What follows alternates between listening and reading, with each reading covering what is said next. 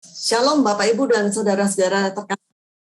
Salam kenal bagi yang belum kenal saya.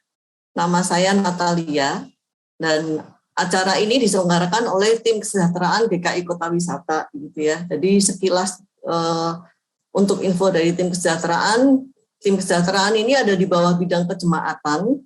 Kita baru dibentuk 1 tahun yang lalu. Dan misinya itu intinya adalah bahwa kita ini mau membuat jemaat kita umat gitu ya untuk sejahtera supaya mereka bisa menjadi berkat bagi sesama.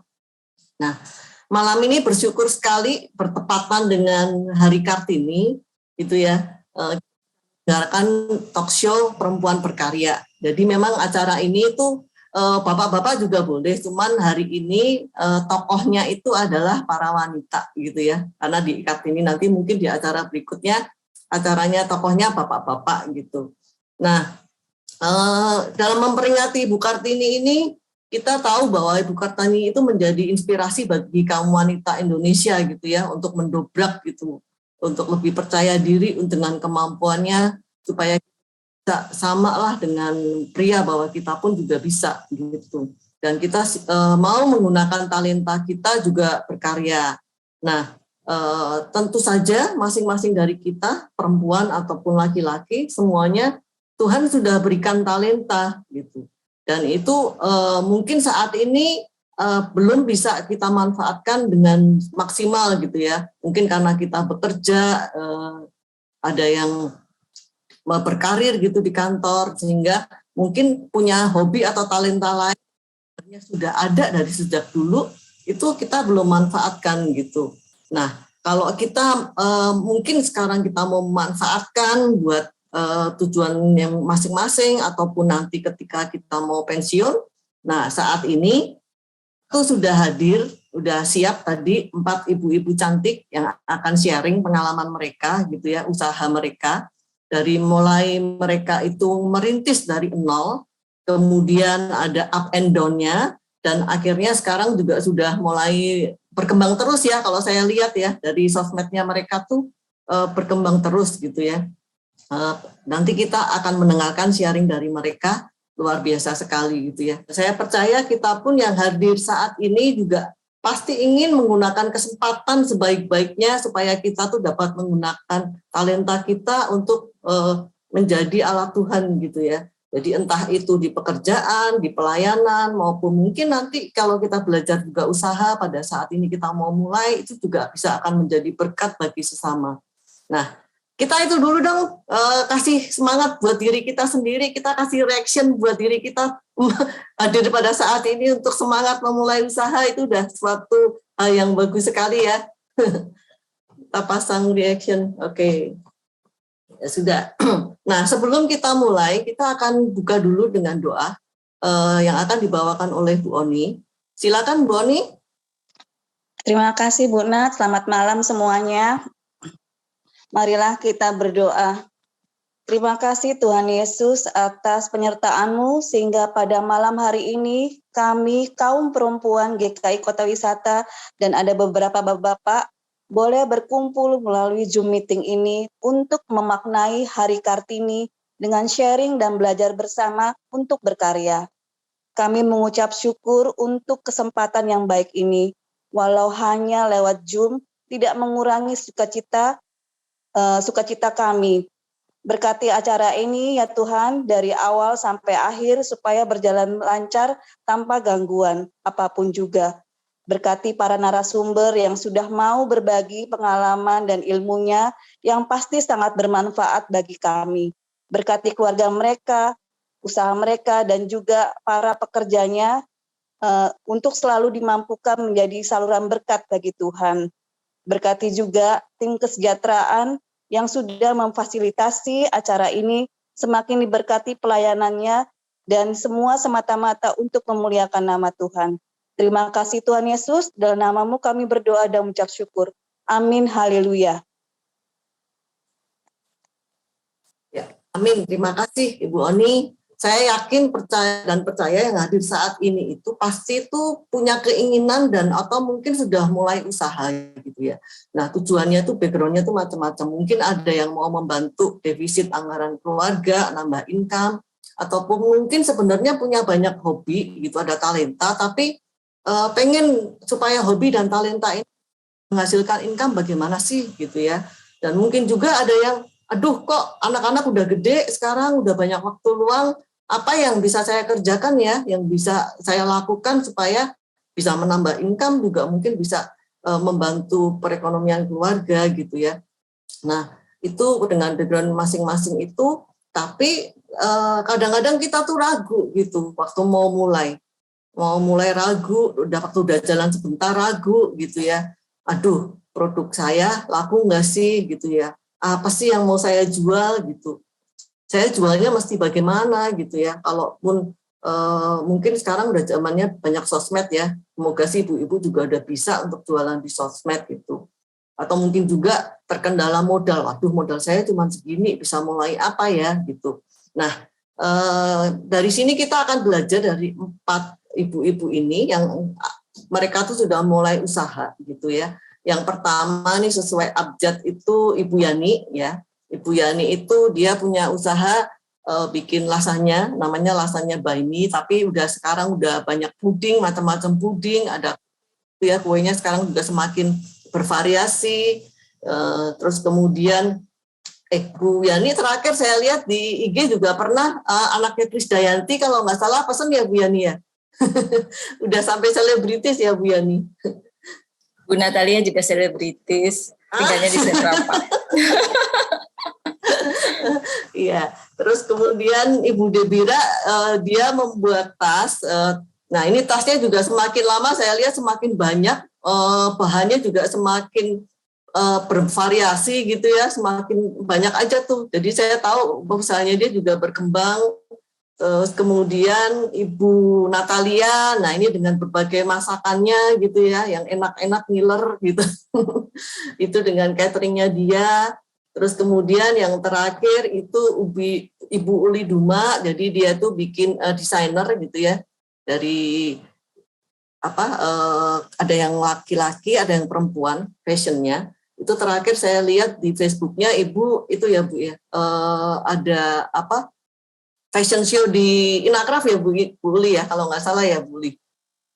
Enggak, kalau ini di Makassar, kalau yang ada di screen itu lagi fashion show di Makassar. Oh di Makassar, oke. Iya, oke. Nah, habis ini kita akan dengarkan masing-masing sharing mereka dulu. Tapi sebelumnya saya mau ingetin ya, hari ini tuh banyak door prize. Jadi ibu-ibu ini sudah mau memberikan waktu untuk sharing, mereka juga mau ngasih door prize. Door prize-nya tuh banyak, ada 8 gitu ya. Nanti ada 4 masakan tuh dari Bu Yani, nggak tahu dapatnya rasanya atau puding atau apa, tapi yang pasti semuanya enak. Terus Bu Lia nanti akan kasih yaitu bandeng keropok sama nasi liwet gitu. Terus Bu Debira ada 1 tas cantik genjreng. Bu Uli nanti akan memberikan 1 scarf gitu ya. Itu jadi tolong disimak terus dari awal sampai akhir dan semoga nanti bisa dapat door prize-nya. Nah, kita akan mulai sharingnya, saya akan berikan ke narasumber gitu masing-masing nanti. Tadi ya, Bu Yani, Bu Debira, kemudian Bu Natalia dan Bu Duma, itu terserah mau pakai mau pakai presentasi atau tidak. Jadi nanti mereka akan jelaskan sejarah mereka, mulainya kapan, apa yang mendorong, bagaimana prosesnya, media pemasarannya gitu. Nah, tidak berlama-lama lagi, saya serahkan. Mungkin dari Bu Yani dulu, silakan Bu, bisa share screen Bu. Iya, nggak enaknya huruf A, di kelas sudah dipanggil duluan. Jadi saya share screen aja supaya ada contekan. Maaf ya. Baik, terima kasih. Saya sudah dikenalkan tadi. Nama saya Yani dari Kombas Transyogi 21. Saat ini walaupun kecil-kecilan gitu ya, sudah bangga saya sebagai owner dari rasanya Baimi. Jadi buat yang sudah punya IG dan belum follow, silahkan follow. Tetap jualan. Baik, saya sebenarnya masih bekerja kantoran. Jadi kalau pagi sampai sore saya menghadapnya ke laptop. kalau malam saya menghadapnya ke kompor. Jadi sama-sama menghadap tapi beda yang dihadapi. Oke, ini adalah produk andalan, produk awal mula saya memulai rasanya Baim ini. Oke, ini sebenarnya sedikit saya mau kasih sharing aja yang ingin saya sampaikan gitu ya. Tidak ada kata terlambat. Mulai saja sebenarnya, karena saya kalau ada yang kenal saya dari waktu saya masih muda gitu ya, pasti mereka akan bingung ketika sekarang saya udah bisa masak, karena sebenarnya saya bukan tipe yang suka ke dapur dulu waktu kecil gitu ya, saya lebih suka main di lapangan gitu ya, lari-larian gitu daripada saya duduk di dapur manis membantu ibu saya memasak gitu ya. Tapi ternyata memang tidak ada kata terlambat, karena saya mulai dari umur saya 45 tahun, 6 tahun yang lalu, jadi sudah tahu ya hari ini saya umurnya berapa, tidak ada yang terlambat gitu ya, kapanpun kita bisa mulai, kapanpun kita bisa belajar. Kemudian kita mulai dari yang sederhana gitu ya, kita mungkin susah kalau kita mau belajar melakukan sesuatu yang sulit atau yang complicated gitu ya, mulai dari yang sederhana. Nah, awal mulanya sebenarnya saya, kenapa saya lasanya gitu ya, karena anak saya itu susah makan. Dia makannya itu sukanya lasanya, risol, skotel itu aja, masakan yang lain itu sulit sekali. Jadi akhirnya saya, daripada saya beli terus gitu ya, akhirnya saya mencoba bikin sendiri gitu ya, lebih menghemat gitu ya, saya dapatnya lebih banyak gitu ya. Jadi sebenarnya saya mulai dengan tidak sengaja gitu. Ketika akhirnya saya membuat rasanya, saya bawa ke kantor gitu ya, dan ternyata teman-teman kantor responnya baik gitu ya, lama-lama mereka mau dong dibikinin lagi gitu ya, tapi bahan-bahannya kan mahal, jadi boleh tapi ganti bahan ya gitu ya, lama-lama mereka sering order. Jadi akhirnya saya mulai menjual ke teman-teman kantor. Jadi kalau ini boleh lihat, ini semuanya teman-teman kantor. Kenapa saya mulai dari teman-teman dekat gitu ya, karena mereka akan support gitu ya. Misalnya ada kekurangan, mereka akan memberikan input, mereka akan memberikan feedback dengan cara yang lebih enak gitu ya. Jadi dari situ pun saya belajar untuk memperbaiki step demi step, sehingga akhirnya teman-teman sudah suka membeli gitu ya, sudah banyak. Saya diminta untuk coba mulai dengan bikin Instagram. Itu jadi awal mulanya sebenarnya tidak sengaja, tapi ternyata dari hobi ini secara tidak sengaja pula saya akhirnya masuk mulai dengan usaha yang sangat sederhana ini. Kemudian yang kedua adalah jangan bosan mencari ilmu. Awal mulanya kenapa ya, saya udah biasa bikin rasanya gitu ya. Terus saya melihat kok ada kue yang cantik gitu ya. 4 tahun yang lalu gitu ya. Saya lihat ada satu orang gitu, dia membuat kue yang bagus gitu. Saya belum pernah namanya ikut kursus gitu ya. Terus orang ini Miss Jonca namanya, ini dari Medan. Jadi saya udah bertekad kalau nanti dia bikin kursus di Jakarta saya akan ikut. Dan benar dia di Jakarta, saya mencoba untuk ikut kursusnya, walaupun mungkin pada saat itu saya pikir kursus bikin kue aja mahal banget gitu ya. Tapi ternyata memang ilmu ini ada banyak manfaatnya, atau bisa kita katakan kita bisa seperti investasi, dan ilmu bukan hanya kita ikut kursus yang berbayar gitu, tapi banyak sekali kita bisa belajar dari manapun. Kemudian jangan segan juga membagi ilmu. Ini adalah teman-teman, ini adalah tetangga saya, ini juga teman gereja. Nah, ini mungkin Bu, ada Kak Oni, ada Kak Ika gitu ya, ada Bunda juga di situ gitu ya. Kita sama-sama saling membagi aja. Saya suka sekali kalau ada yang tanya, dengan senang hati saya akan bagikan gitu ya. Jadi banyak ilmu yang saya dapat balik itu dari teman-teman saya yang saya ajarin ini. Dan dari beberapa teman-teman saya ini ada yang dulu sama sekali nggak pernah bikin kue gitu ya, mereka memecahkan telur, mencari memisahkan kuning telur dan putih telur pun mereka teriak-teriak, tapi ternyata sekarang banyak yang mereka sudah mulai usahanya mereka sendiri, dan saya sangat happy gitu ya. Ternyata hal kecil yang saya bagikan gitu ternyata membuat hal yang bagus sekali gitu ya. Tidak hanya misalnya kemampuan ini untuk kita jual, tapi misalnya jadi kita bikin kue untuk keluarga kita gitu ya, kita lebih happy ketika ada yang ulang tahun, mama ulang tahun, kita bikin kue dari hasil karya kita sendiri. Yang terakhir adalah do what you love gitu ya, ini paling menyenangkan sekali gitu ya, apa yang kita sukai, kita lakukan gitu ya. Ketika kita melakukan apa yang kita sukai, pasti kita akan memberikan yang terbaik gitu ya. Sama seperti dulu kita misalnya lagi pacaran gitu ya, pasti kita akan sebelum kencan kita kan pasti dating, kita kan pasti mempersiapkan diri sebaik mungkin dan sebaik mungkin gitu ya. Jadi sama juga dengan apa yang kita lakukan. Kita melakukan yang kita sukai, pasti kita akan berikan yang terbaik. Sehingga akhirnya dulu saya pikir saya tidak bisa memasak, saya tidak bisa bikin kue yang banyak hiasannya, tapi ternyata along the way saya bisa loh melakukan yang saya pikir saya dulu nggak bisa. Intinya adalah kalau kita melakukan yang kita suka, kita akan melakukan dengan senang hati, dan kalau kita happy, ujung-ujungnya keluarga kita juga happy gitu ya, melihat ibu mama gitu happy, at the end keluarga juga pasti happy, dan ternyata kegembiraan ini kalau ternyata bisa membuahkan misalnya pendapatan sampingan, itu makin happy lagi. Itu aja sekilas pengalaman saya. Terima kasih Bu Nat, saya kembalikan. Ya, terima kasih Bu Yani. Wah, ternyata mulainya dari bagi-bagi ya Bu Yani ya. Jadi pada pesen gitu ya. Tapi sampai sekarang pun Bu Yani selalu pesen nih, selalu bagi-bagi. Kalau saya pesen satu dapatnya 2. Gitu ya, buy one get one free, Bu berarti. Iya, selalu dapatnya ditambahin terus tuh, saya sampai nggak enak tuh makanya. Oke, Bu Yani, terima kasih sharingnya. Nanti mungkin Bapak Ibu ada sesi tanya jawab. Kalau nanti ada yang mau ditanyakan nanti ya, kita jalan dulu ke pembicara keduanya. Silakan Bu Debira. Ya, terima kasih Kak Nat. Kalau kali ini saya bicara nggak pakai slide ya. Saya pengen ngobrol aja sama Kak Nat nih. Kita tektokan aja Kak. Oh, oke.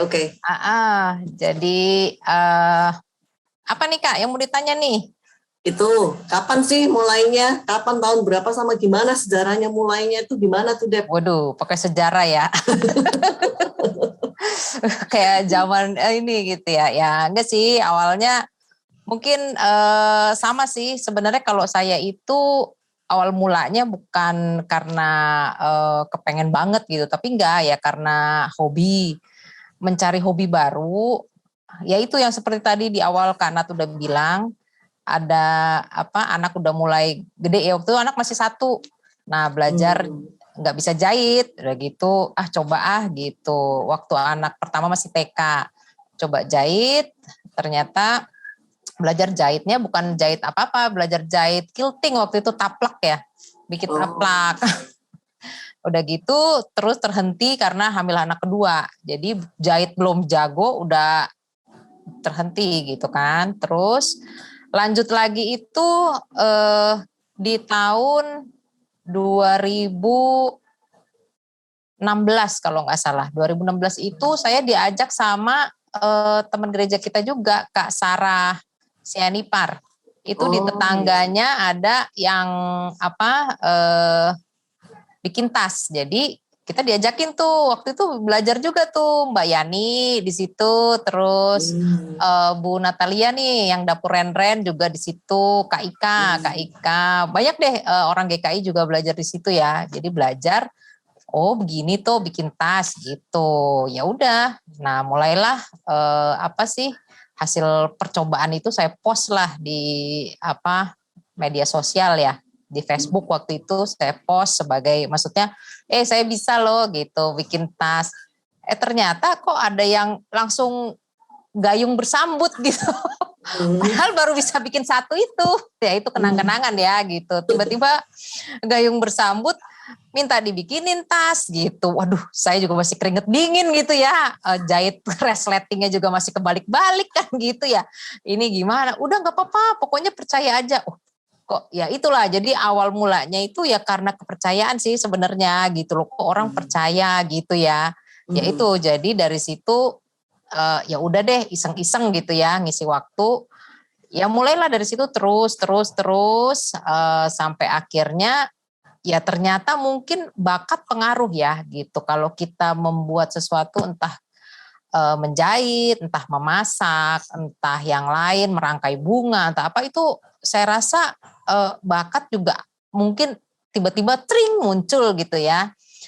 Ya itu sih, terus aja sampai akhirnya ya berani menerima pesanan sampai sekarang gitu. Dan juga saya setuju sama Mbak Yani tadi, tidak ada kata terlambat gitu. Kayaknya kan ada orang bilang mau mulainya dari apa dulu atau harus punya modal dulu yang besar supaya enggak sih gitu. Kita modalnya beli yang dengan yang murah-murah aja gitu loh ya, mulai coba-coba gitu. Kalau saya juga cuman les di itu, makanya di tetangga itu, tapi kita mengembangkan sendiri gitu karena suka, karena hobi, jadi mengembangkan sendiri gitu. Lihat-lihat di medsos ya, gabung ke dalam medsos yang khusus misalnya kalau saya kan tas ya, di situ lihat-lihat modelnya kayak gitu, itu lama-lama ternyata bisa gitu sampai sekarang. Itu sih. Oke. Berarti power of sosmed tuh lumayan ya, begitu posting langsung. Iya benar, karena sosmed itu suatu media yang promosi yang gak perlu banyak biaya kalau menurut saya ya, apalagi di zaman seperti sekarang ini kan orang udah mulai banyak yang melek mata ya dalam dunia teknologi, jadi lebih enak juga sih gitu, kita nggak perlu keluar untuk biaya promo atau apa gitu, jadi lewat situlah promonya. Tapi padahal waktu kamu memulai itu kan kamu nggak tahu bakat kamu bikin tas kan, Dep? Nggak tahu. Nah, beneran. Tapi iya. Habis bikin kamu udah yakin gitu bahwa itu adalah. Ya itu karena dari teman-teman itu sih Kak. Maksudnya teman-teman itu yang kok yakin gitu saya bikinin gitu ya. Udah deh yakin gitu. Jadi waktu saya post tas yang pertama itu mulai ada yang minta bikinin tas, minta bikinin spray. Saya nggak pernah jahit spray, tapi tiba-tiba minta bikinin spray. Saya kaget juga gitu kan ya. Udah gitu, hah? Dep, jahitin spray gitu. Udah kayak saya penjahit handal aja gitu ya. Tapi ya itulah ya, makanya karena kok dia yakin gitu loh. Karena yang minta dibikinin yakin, saya juga jadi ketularan kali ya gitu. Itu serunya sih dunia, maksudnya dunia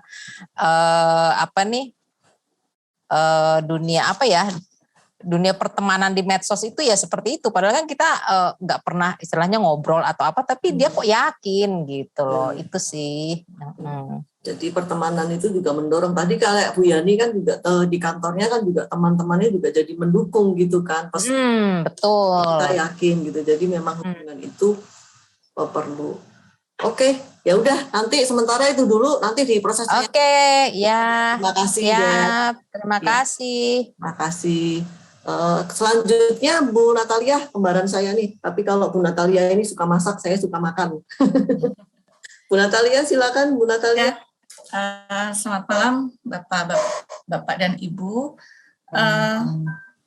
Saya cuma mau sedikit cerita aja sih Bu mengenai perjalanan ini yang bisa sampai sekarang. Jadi waktu itu tuh awalnya tuh dari waktu pindah ke daerah Cibubur ini, mulai di tahun 2010 tuh mulai berani menerima pesanan lah.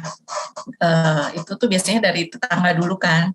Nah waktu itu nggak ada bayangan sih saya mau buka pesanan itu. Cuman waktu itu tiba-tiba tetangga bilang bisa buatkan ini enggak gitu. Akhirnya saya beranikan diri aja, saya coba buatkan gitu. Terus kemudian prinsip saya itu waktu itu ya udahlah, maksudnya saya coba lakukan yang terbaik aja dulu gitu. Terus waktu itu mencoba selalu yang saya lakukan itu adalah mencoba membuat sesuatu yang yang bisa memberikan kesan pertama tuh yang baik untuk customer gitu. Jadi gimana sih caranya supaya bisa bikin customer itu bisa repeat order gitu dulu waktu itu. Karena kalau masalah enak dan tidak enak itu menurut saya itu selera ya, masing-masing orang akan berbeda gitu penilaiannya. Cuma prinsipnya itu waktu itu saya coba aja deh gitu. Nah berjalannya waktu, kemudian di tahun 2012 itu saya coba ini Bu, jualan di kantin sekolah. Karena waktu itu kebetulan ada yang offer franchise-nya. Waktu itu franchise siomay menteng ya, siomay menteng. Nah itu saya coba karena pertimbangan saya sambil saya menunggu anak sekolah, saya kan bisa jualan di kantin gitu. Tapi ternyata itu tidak bertahan lama karena kendalanya itu hanya bertahan 1 tahun karena kendalanya waktu itu peraturannya saya hanya boleh berjualan makanan yang didaftarkan di awal tahun pelajaran. Jadi sampai akhir tahun pelajaran itu menu yang saya jual adalah itu aja, dan itu kan kendalanya membuat anak-anak juga bosan ya. Nah dari situ saya berhenti, akhirnya saya kembali lagi sesuai order aja, pesanan dari teman-teman, tetangga gitu, teman-temannya tetangga gitu. Nah lalu mulai tahun 2000 berapa ya? 2015 Bu. Anak-anak saya kan sudah semakin besar. Nah waktu itu jam pelajaran sudah semakin panjang. Jadi kan mau nggak mau saya harus menyiapkan bekal sekolah. Itu ada snack dan makan berat gitu kan. Karena waktu itu pertimbangannya ya saya kan nggak ngapa-ngapain, jadi supaya anak-anak nggak waktu itu tidak jajan gitu kan. Jadi saya coba buatkan. Nah ternyata itu adalah awal dari kegiatan saya sampai saat ini. Jadi waktu itu lagi senang-senangnya kan menyiapkan bekal makanan, mencoba cari tahu bagaimana sih bekal yang misalnya membuat anak-anak yang sekalipun dia pemilih tapi dia bisa makan gitu kan. Lalu kemudian saya mulai lihat-lihat buku bagaimana cara menata makanan yang membuat anak itu tertarik. Waktu itu kan ada bento ya Bu ya. Jadi saya mulai hunting juga hiasan-hiasannya atau cetakannya kayak gitu. Nah ternyata teman-temannya anak saya itu mulai tertarik gitu. Jadi dia bilang sama mamahnya yang waktu itu kebetulan juga teman saya juga. Terus kemudian teman saya bilang, sekalian deh tolong buatin bekal buat anak saya gitu. Nah dari situ mulai tuh Bu perjalanannya semakin hari semakin bertambah sampai akhirnya pada tahun 2018 yang awalnya saya 10 packs per hari itu saya bisa 40 sampai 45 packs per hari. Banyak gitu. Nah, kalau dalam perjalanan usaha pasti ada naik dan turun ya Bu ya. Tapi karena saya mulai dari 10 packs itu dan saya berpikir itu juga karena saya harus menyiapkan untuk anak saya atau dalam istilahnya saya sekalian deh bikin gitu kan, nggak ada yang seperti effort bagaimana gitu kan. Jadi saya sekalian bikin, jadi saya merasa tidak ada naik turun gitu, tapi bersyukurnya ternyata mulai bertambah karena waktu itu jadi lebih kalau di dalam catering yang saya jalani ini lebih ke tantangan gitu. Tantangannya bagaimana sih saya harus menyiapkan makanan yang berbeda setiap hari, makanan yang anak-anak suka gitu. Terus bagaimana sih cara penyajiannya supaya anak-anak tertarik yang tadinya nggak suka, tapi waktu itu saya punya pengalaman anak itu susah makan. Terus nasinya tuh saya bentuk-bentuk yang lucu-lucu, akhirnya ya dia mau mulai makan Bu gitu. Jadi ternyata dari situ berarti memang harus cari-cari ide nih gitu. Terus saya mulai cari-cari ide, terus kemudian tantangannya lagi adalah kalau di dalam menyiapkan makanan itu ada anak yang mempunyai alergi waktu itu. Jadi lebih ke tantangan aja yang lebih saya hadapi. Alergi bagaimana harus ingat masing-masing anak ini alergi apa makanan yang nggak boleh dimakan, apa makanan yang bisa dimakan dan tidak gitu. Lalu untuk untuk tetap prinsipnya karena customer saya itu anak-anak, jadi saya kan berusaha gimana sih anak-anak ini lebih suka dan nggak bosan gitu. Terus setiap hari Jumat itu saya selalu memberikan menu pilihan. Mereka boleh pilih walaupun sebetulnya secara pembuatan itu akan repot sekali ya gitu. Tapi saya coba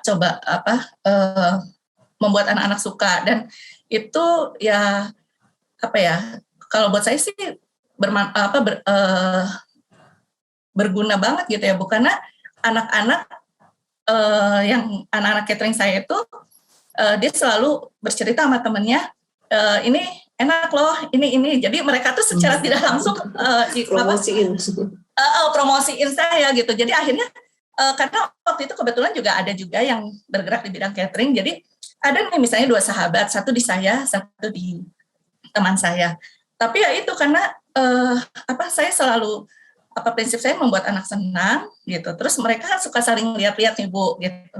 Jadi ya dipromosiin temennya, ya akhirnya ya itu Bu Pindah. bisa pindah, dan mereka sendiri anak-anak yang memutuskan, malah kadang-kadang bilang begini, Mama Iren boleh minta nomor teleponnya nggak gitu. Aku mau catering di Mama Iren, nanti mamaku mau telepon katanya gitu. Jadi ya yang membantu saya usaha saya waktu saat itu ya anak-anak itu sendiri, karena dia juga ya istilahnya bantu promosiin. Jadi poin yang didapat sama saya itu ya bagaimana sih memang kita harus menjaga customer kita gitu untuk tetap puas dengan apa yang kita lakukan gitu. Jadi yang saya bisa ceritakan yaitu tantangan aja Bu yang harus dihadapi di saat menyiapkan catering anak-anak ini gitu. Kemudian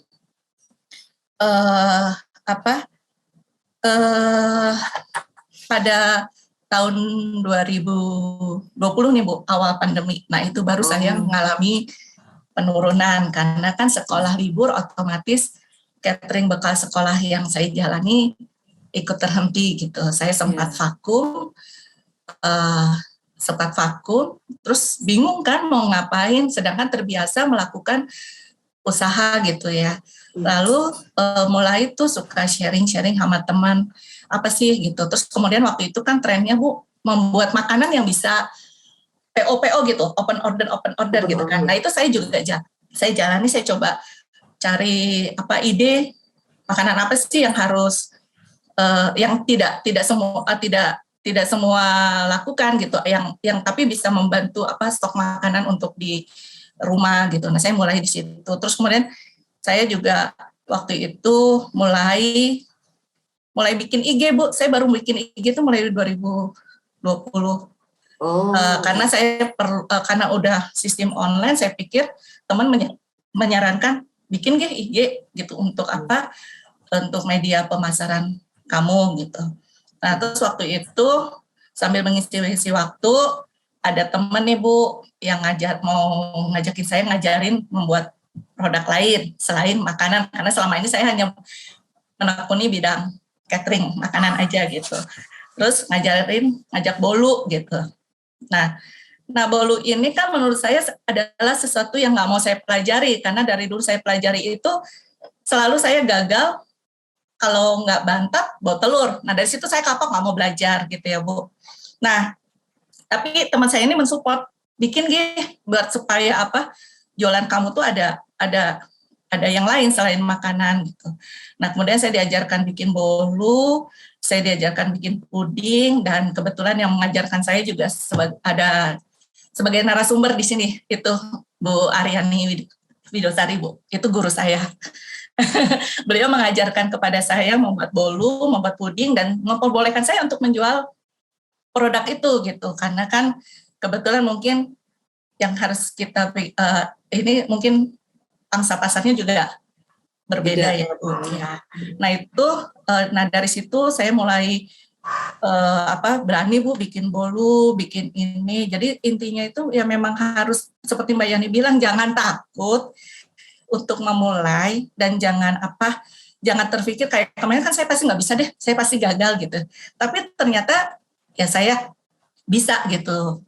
Nah itu selama vakum itu ya tetap berpikir bagaimana sih caranya tetap berusaha untuk tetap berjualan. Nah setelah bulan Juli itu kan setelah PPKM ditunda gitu, sudah mulai kan kantor juga berjalan. Nah anak catering yang waktu itu ikutan saya, kebetulan mamanya telepon minta tetap dikirim tapi ke rumah gitu. Nah waktu itu mulai laginya itu awalnya di situ Bu, jadi catering rumahan. Saya berganti dari catering bekal sekolah pindah jadi berganti ke catering rumahan. Waktu itu awalnya cuma sedikit gitu, tapi kan terkadang kita berpikir kalau untuk memulai usaha lagi gitu kan perhitungan segala sesuatunya, kalau istilah orang Jawa nyucuk nggak gitu, mutu nggak sih gitu. Tapi waktu itu saya mulai berprinsip gini, nggak apa-apa 1-2 pesanan saya tetap jalankan, karena prinsipnya teman saya pernah menyarankan supaya orang itu tetap tahu bahwa kamu masih melakukan usaha, katanya begitu. Jangan terlihat vakum gitu. Jadi next orang mau pesan apa tuh masih tahu loh kalau kamu itu tetap melayani pemesanan gitu. Terus kalau keuntungannya, kalau ada ibu-ibu yang juga mau usaha di catering ini, keuntungannya kalau catering itu Bu ya berani berani coba aja dulu. Sedikit nggak apa-apa, lakukan saja, karena kalau di dalam catering makanan, kalaupun secara hitungan matematikanya itu tidak mendapatkan keuntungan atau hanya tipis keuntungan, tapi paling tidak kita mendapatkan keuntungan ikut makan hasil masakan kita gitu. Terus mungkin keuntungannya adalah uang belanja yang kita harusnya pakai untuk hari itu untuk memasak keluarga kita, jadinya tetap utuh atau hanya berkurang sedikit gitu Bu. Jadi kalau saya kenapa mau aja lah 1 atau 2 tetap dijalankan ya begitu. Jadi mungkin jadi masih bisa tetap berjalan sampai sekarang ya mungkin karena begitu sih Bu. Saya tetap terima pesanan sedikit atau banyak, saya tetap ini, dan yang mensupport adalah ya teman-teman sendiri karena pemasarannya masih terbatas oleh teman dan tetangga gitu. Itu aja sih Bu sharing dari saya. Agak belepotan, maaf ya karena saya nervous juga sih. Terima kasih Bu Lia, nggak kelihatan. Berarti memang harus konsisten ya Bu Lia ya. Jadi iya, konsisten. Jadi tetap menunjukkan bahwa kita tuh masih eksis gitulah. Intinya begitu. Terus mungkin ya itu media IG itu bisa kita pakai dalam saat kita tidak menerima pesanan pun, kita kan setiap hari pasti memasak untuk keluarga. Nah itu coba aja upload di IG, karena itu setidaknya IG itu adalah bagian dari katalog produk kita gitu. Lalu jangan lupa saat mau upload itu tetap harus dihitung juga tuh HPP-nya. Jadi pada saat orang bertanya nggak akan gelagapan gitu Bu. Misalnya ditanya harga berapa, ya itu aja sih. Kalau misalnya sedikit sharing yang bisa saya informasikan untuk ibu-ibu mungkin yang mau mulai usaha juga gitu. Oke, baik, terima kasih Bu Lia informasinya. Nanti kita akan susul lagi ditanya jawab ya Bu ya. Ya, baik. Saya mau mengingatkan ya, nanti ditanya jawab boleh langsung atau sekalian sekarang mau nulis di chat juga boleh. Nanti saya bacakan gitu. Nanti langsung presiden juga boleh untuk bertanya. Dan jangan lupa ada door prize ya, jadi tunggu sampai akhir, sampai selesai. Nah, kita ke pembicara yang terakhir, Bu Duma, silakan Bu Duma. Saya bagiin apa ya? Saya nggak punya screen yang mau dibagikan. Paling tidak, saya mau pertama kali saya memulai usaha ini bisnis di kain tenun. Itu tahun 2014. 2014 memang sejarahnya saya penyuka tenun. Kakek saya atau opung saya, mama saya penenun ulos. Jadi backgroundnya itu. Terus saya mencoba gimana sih rasanya tenun Bali, bagaimana rasanya tenun lurik, bagaimana ini semua saya coba. Baru saya menyadarinya sekarang ini bahwa itulah yang disebut dengan riset. Karena saya nggak sekolah. Jadi riset sangat mahal. Sesuai dengan kalau kita sekolah dulu. Jadi balik 2014 saya dari dari gedung-gedung toko saya ikut pameran di Bapindo di Sudirman sana tuh saya bolak-balik ikut di situ dengan koleksi tenun saya yang berlemari-lemari ceritanya. Terus akhirnya saya ikut 2016 saya ikut Indonesia Fashion Week. Indonesia Fashion Week itu saya ikut di SMESCO, Kementerian Koperasi di situ. Lalu saya dikurasi oleh Samuel Watimena. Jadi oleh Samuel Watimena saya dinyatakan lulus, terus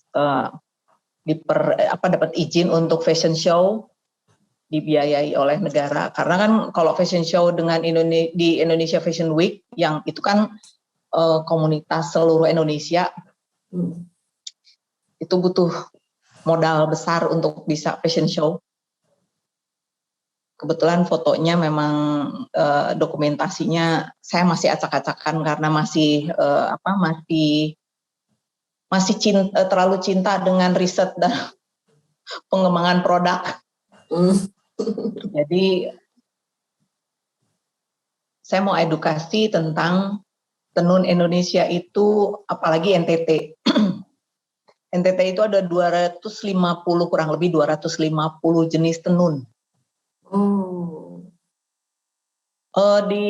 Saya sudah seluruh Indonesia ini saya sudah coba mengkoleksi tenun yang ada di Indonesia. Cuman satu yang belum pernah ketemu dan mungkin nggak ada dan mungkin nggak mungkin, yaitu nggak mungkin ada, Papua. Mereka pakai koteka kan sama apa itu namanya yang rok yang dari kayu itu? Noken kalau nggak salah. Ya, terus itu yang sulit karena memang kalau mau bikin itu kita bikin risetnya yang butuh banyak banget ya, dan itu sudah dilakukan oleh desainer-desainer yang sudah established. Jadi waktu tahun 2016 itulah pertama kali, kalau nggak salah pertama kali Jokowi naik deh. Di situ aku ikutan di product launch fashion secara besar-besaran karena memang dapat udah lulus kurasi oleh Samuel Watemena itu. Jadi saya pikir apa yang saya keluarkan itu pertamanya menswear, produk laki-laki yang tadinya saya pengen bikin seperti itu ya, karena kalau produk perempuan itu kayaknya terlalu banyak, dan walaupun akhirnya berjalan ke sini-sininya produk saya produk perempuan, produk laki-laki, bapak-bapak ini agak-agak agak pemilih ya, cara untuk sebetulnya berantakan nih saya ngomong ya, maaf. Enggak apa-apa Bu. Kalau boleh ditanya aja karena terus terang aku nggak. Jadi terakhir, jadi saya membuat kolaborasi ulos dengan batik, tenun apa dengan batik, tenun ini dengan tenun itu, gimana caranya mengindonesiakan tenun, mengedukasikannya kepada setiap pengunjung yang datang, bagaimana ini tenun itu, dan pernah juga saya sampai didatengin oleh orang yang, kok tenun kamu mahal ini dengan tenun Jeparanya, tuh suka ada banding-bandingan kayak gitu juga ada ya. Dari teman-teman Mbak Yani, Bu Natalia sama Ibu Debira, kebanyakan mereka tidak ditolak oleh orang terdekat. Kalau saya ditolak oleh orang terdekat, kalau ngomong tentang penolakan, kalau ngomong tentang apalagi ya, tentang produk, rasanya saya nggak siap dengan apa ya Bu, ngomongin apa ya, blank, karena ini Bu, saya nanya dulu nih Bu Duma, ya, kan Bu Duma tadinya cuma koleksi nih ya Bu ya, terus tiba-tiba Bu Duma, apa tuh Bu yang dorong Bu Duma mulai berani jualan, terus mulai habis itu dari kain, Ibu Duma mulai jadiin baju gitu, ada background belajar jahit-menjahit juga Bu Duma? Kalau untuk jahit-menjahit, saya bukan menjahit, saya nggak bisa menjahit, saya nggak ngerti pola, malah sampai detik hari ini saya nggak ngerti pola. Disuruh menggambar garis lurus saja pasti bengkok. Jadi saya mengandalkan asisten, kebetulan ada asisten saya, puji Tuhan, setelah mengalami perjalanan waktu, akhirnya saya ketemu dengan asisten yang amanah, yang bisa soulmate dengan saya. Ya, saya mau menjual produk fashion itu karena saya pikir penenun itu kan butuh penghidupan. Nah, kalau tenun cuma dilipat tapi nggak dijadiin sesuatu produk, mereka mau makan dari mana? Ya dong. Terus pembatik pun mereka mau makan dari mana? Kalau misalkan kita beli kain hanya untuk dilipat, mau nggak mau ya memang kita harus jadikan produk jadi. Walaupun saya pernah diprotes oleh pengamat ulos pengamat tenun mana saya dimarahin karena kamu tuh ini kan produk adiwastra nih, kenapa dijadiin, kenapa digunting begini, kenapa ini begini. Tetap akan ada seperti itu. Cuman ya argumentasi saya gimana penenun di kampung sana, apa mereka harus pindah jadi pegawai pabrik sehingga batik atau tenun kita hilang? Saya bilang gitu. Ya itu memang siklus kehidupan kita memang seperti itu ya Bu. Terus apa lagi ya Bu? Ya. Sementara nggak apa-apa Bu Duma, begitu dulu. Itu nanti mungkin ada pertanyaan dari ibu-ibu nanti. Oh ya, sorry sebentar Bu. Ini Ya, saya pakai kebaya kutu baru dari tenun Maumere. Oh, tenun Maumere.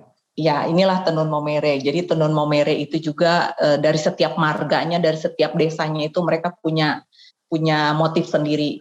Ada yang motifnya bunga, ada yang motifnya yang hewan, ada yang motifnya cuman garis-garis bunga-bunga kecil, ada. Jadi mereka per marga itu bikin tenun sendiri. Kemarin waktu acara di gereja kita ngapain ya waktu itu tuh ya, ada Ratna ya yang peneguhan pendeta. Oh ya, saya endorse dengan tenun-tenunnya ya. Ya selama ini sih produk sudah sampai ya kalau produk sih ya puji Tuhan ya range harga kalau untuk produk tenun cukup lumayan ya tergantung tenunnya.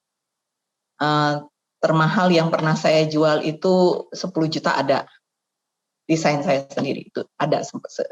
Itu satu bentuk apa ya?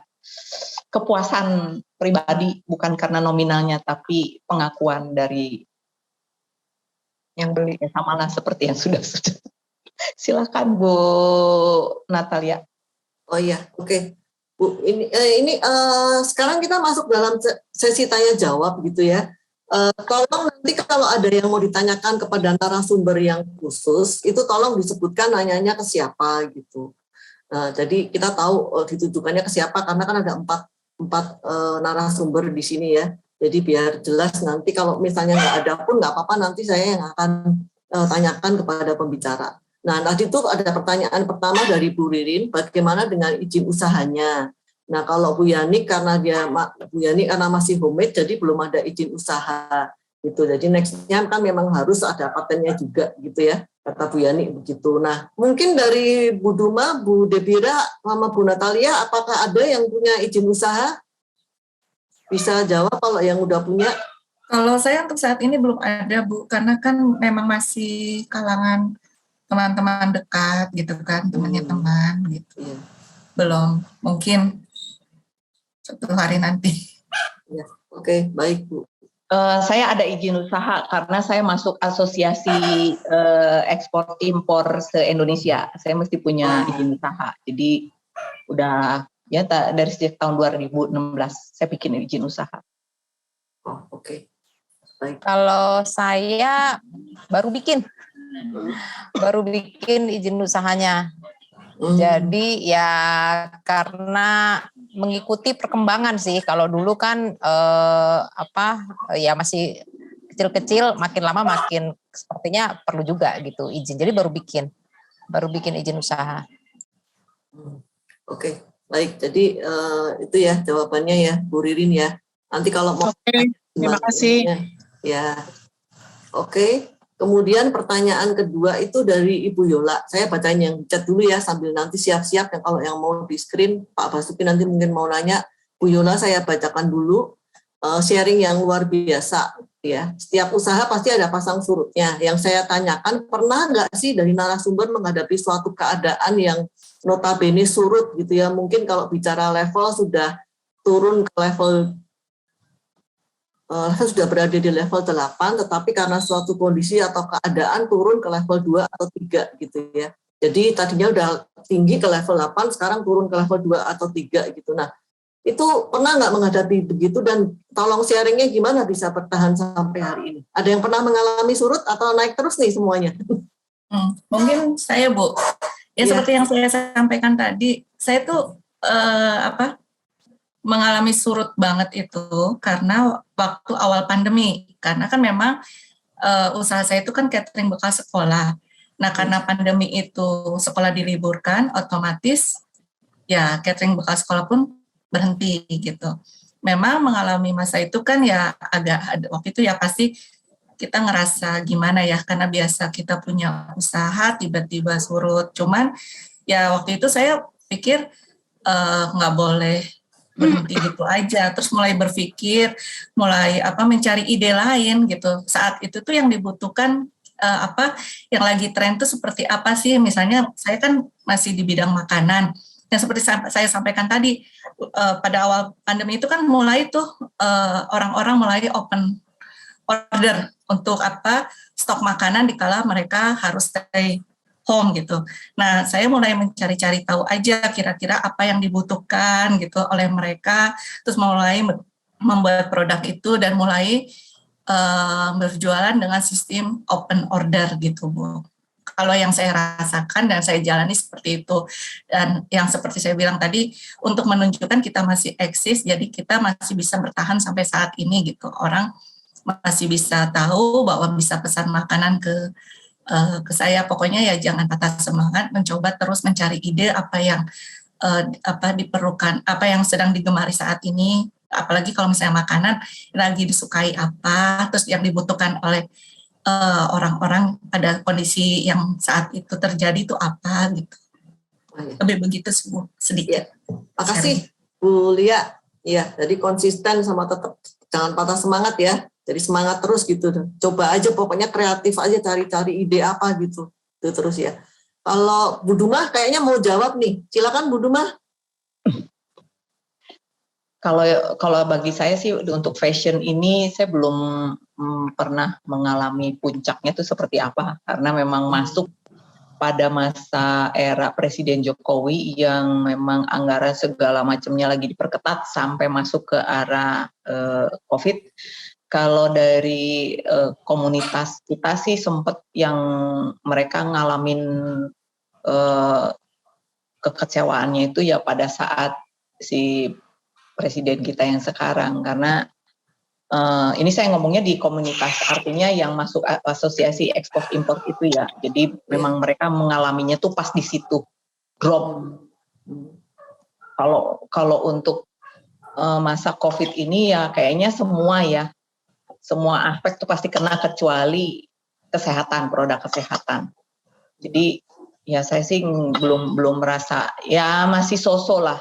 Kalau dibilang drop ya memang karena semuanya. Kalau dibilang masa jaya ya relatif.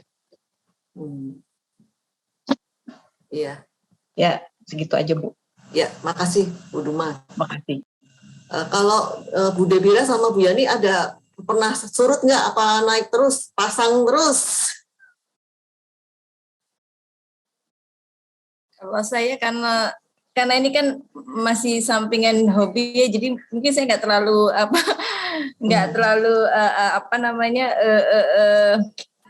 kepikiran lah. Jadi ya kalau ada ya syukur, kalau nggak ada ya kesempatan saya nonton sinetron dengan santai sih. Oke. Baik Bu Yani. Oke, kalau Bu Debira?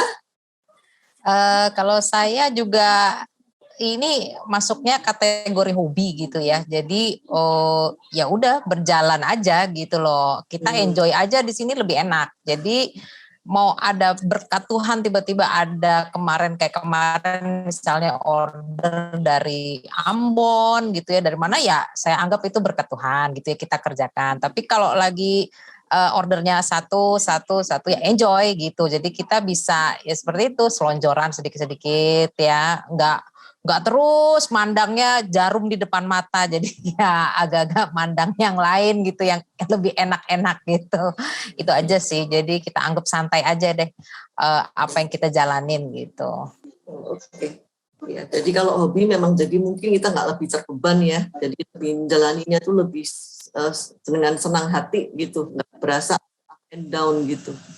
Nah, ini ada pertanyaan dari Ibu Arni, Ibu Arni cuma bilang, menanya nih ya, Bu Yani nih ke Bu Yani, Ibu Yani kan masih kerja kantoran nih, gimana tuh ngatur waktunya kalau lagi banyak orderan gitu ya, sedangkan terus terang saya aja kalau misalnya Mbak lagi pulang aja udah nggak ada orderan di rumah juga udah pusing tuh ngatur waktu Bu ya. Itu nambah lagi tuh orderannya banyak gimana Bu? Baik, jadi akhirnya saya memang agak sulit ya karena saya dari pagi sampai sore kebetulan kalau tiba-tiba memang pekerjaan lagi banyak-banyaknya lucu-lucunya itu kadang-kadang nggak bisa ngapa-ngapain. Jadi akhirnya saya mesti mengandalkan istilah kerennya sekarang ada support system yang ada gitu ya. Jadi saya paling sering menggunakan jasa misalnya beli barang gitu pasti saya akan online selama saya bisa online atau saya misalnya bisa nitip supir saya atau siapa saya akan nitip, tapi kalau nggak bisa ya udah saya mau nggak mau mesti online gitu ya. Memang akan ada minus positif, ada minusnya gitu ya, saya nggak bisa cari bahan yang lebih murah atau apa gitu ya, tapi paling nggak saya tahu beli bahannya bagus, kualitinya seperti yang saya mau gitu ya, tapi saya nggak perlu harus kemana-mana, saya tinggal buka handphone gitu ya, kayak sekarang gitu tiba-tiba saya baru sadar kalau lada hitam saya itu habis, saya tinggal bilang sama toko deket saya, tolong ya lada hitam gitu ya, terus nanti akan dikirim. Jadi saya udah terbiasa didatengin banyak laki-laki pengendara Gojek gitu. Jadi suami saya itu pacarmu datang karena hampir setiap hari itu mereka datang gitu mengantarkan pesanan. Jadi salah satunya itu. Jadi akhirnya kita mesti memanage gitu ya. Terus kayak misalnya sebenarnya kayak 2 hari ini ya saya tuh dapat pesanan lumayan banyak gitu ya.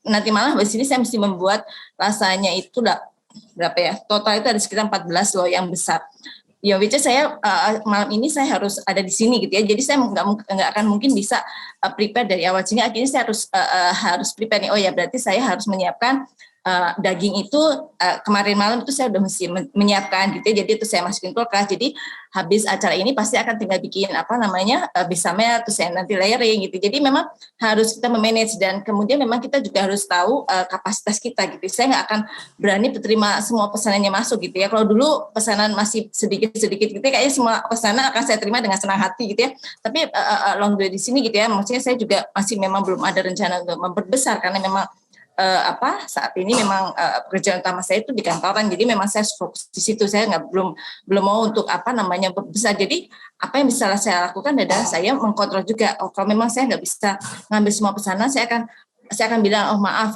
untuk besok atau untuk ini saya belum bisa nih, bisa nggak nih di reschedule, apakah masih bisa menunggu gitu, walaupun kadang-kadang akhirnya saya bisa terima kalau misalnya, aduh ini buat isoman, aduh ini buat ini, jadi kadang-kadang oke gitu ya, kalau selama saya masih bisa handle, saya akan ambil, tapi kalau enggak ya kita akan coba atur gitu ya. Bu Nat juga udah biasa tuh kita bilangnya bolu kesabaran ya Bu ya.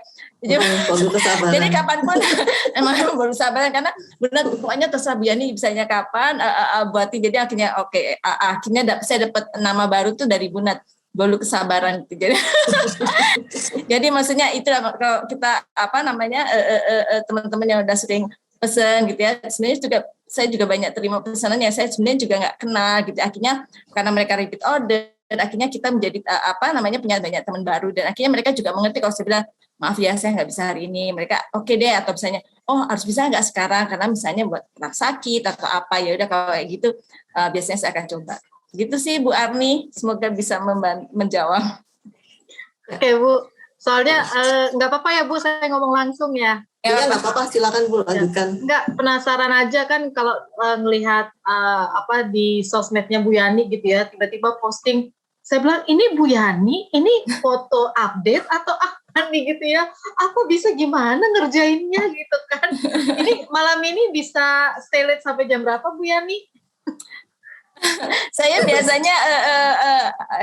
biasanya tuh sampai jam, kalau banyak pesanan bisa sampai jam 1 gitu ya, terus nanti saya tidur, nanti tinggal kalau misalnya pagi saya tinggal packing. Nah saya memang akhirnya dibantu dengan yang ada gitu ya, misalnya mbak saya tugasnya penyiapkan bahan, jadi saya begitu pulang kantor tuh bahannya tuh semua udah ready gitu ya, saya tinggal memasak gitu ya. Terus cucian saya kalau saya masih punya tenaga dan mau saya akan cuci, tapi kalau enggak ya saya tutup mata, dapur saya udahlah, maksudnya saya tinggal taruh di sink gitu ya, saya merem, saya tidur gitu ya. Terus suami saya itu tugasnya packing, jadi dia bikin kotaknya apa, jadi begitu pagi saya udah tinggal tinggal packing. Jadi memang kita aturnya dari situ sih, kecil-kecil kita udah siapin dulu make sure kita bisa nggak ada yang ketinggalan seperti apa. Kadang-kadang kan kalau kita panik gitu ya, apalagi bikin kue gitu ya, kalau kita panik itu pasti nanti mungkin tadi menjawab ada pertanyaannya bantet atau apa gitu ya, dengan senang hati mungkin nanti kalau misalnya di sini nggak bisa menjawab pertanyaan gimana caranya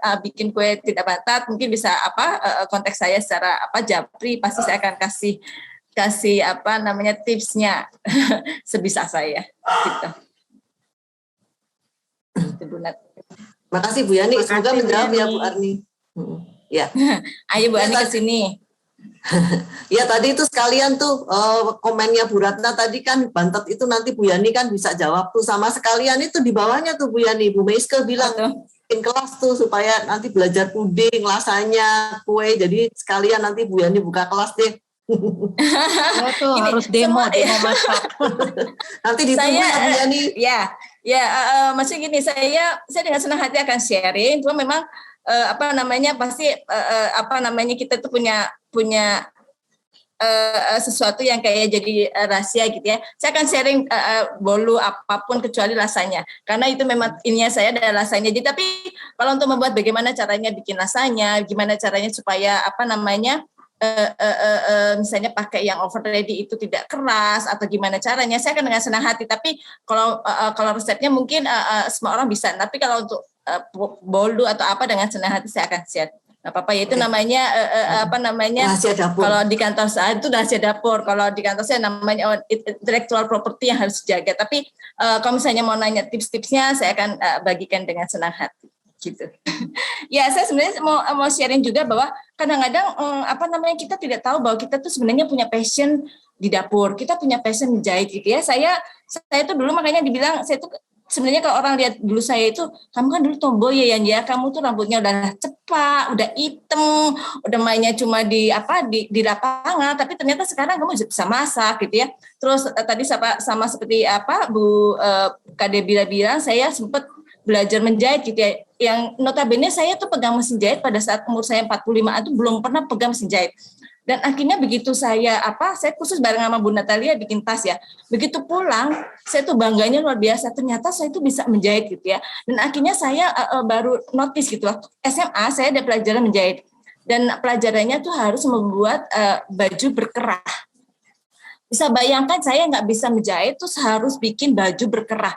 Itu saya akhirnya sampai saya tua pun saya pikir menjahit itu susah. Karena saya merasakan begitu saya harus melakukan sesuatu kok susah gitu ya. Ternyata begitu saya kemarin bikin tas itu cuma jahitannya cuma lurus begini, letter U, di atasnya dikasih lubang buat naruh. Sesimpel itu. Jadi akhirnya saya bilang, ternyata menjahit itu mudah. Jadi makanya tadi sempat saya bilang mulai dari yang mudah. Kalau dulu waktu SMA saya diajari suruh bikin awalnya adalah sarung bantal, saya pikir saya pasti akan mulai dari ternyata menjahit itu mudah. Jadi seperti itu sih. Jadi kita mulai dari yang mudah sampai lama-lama kita ternyata saya punya passionnya di sini ya. Dan kita nggak akan tahu passion kita kalau kita tidak mencoba. Jadi memang kalau ternyata saya memasak, ternyata saya nggak suka, nggak masalah. Toh akhirnya saya udah mencoba. Atau dulu sebenarnya saya mencoba bikin kalung atau apa, walaupun akhirnya sekarang ternyata passion saya lebih ke baking gitu ya. Oh ya udah, itu yang saya tekuni sebenarnya gitu. Itu sih, Bu Nat. Ya, oke, baik. Terima kasih Bu Yani atas sharingnya.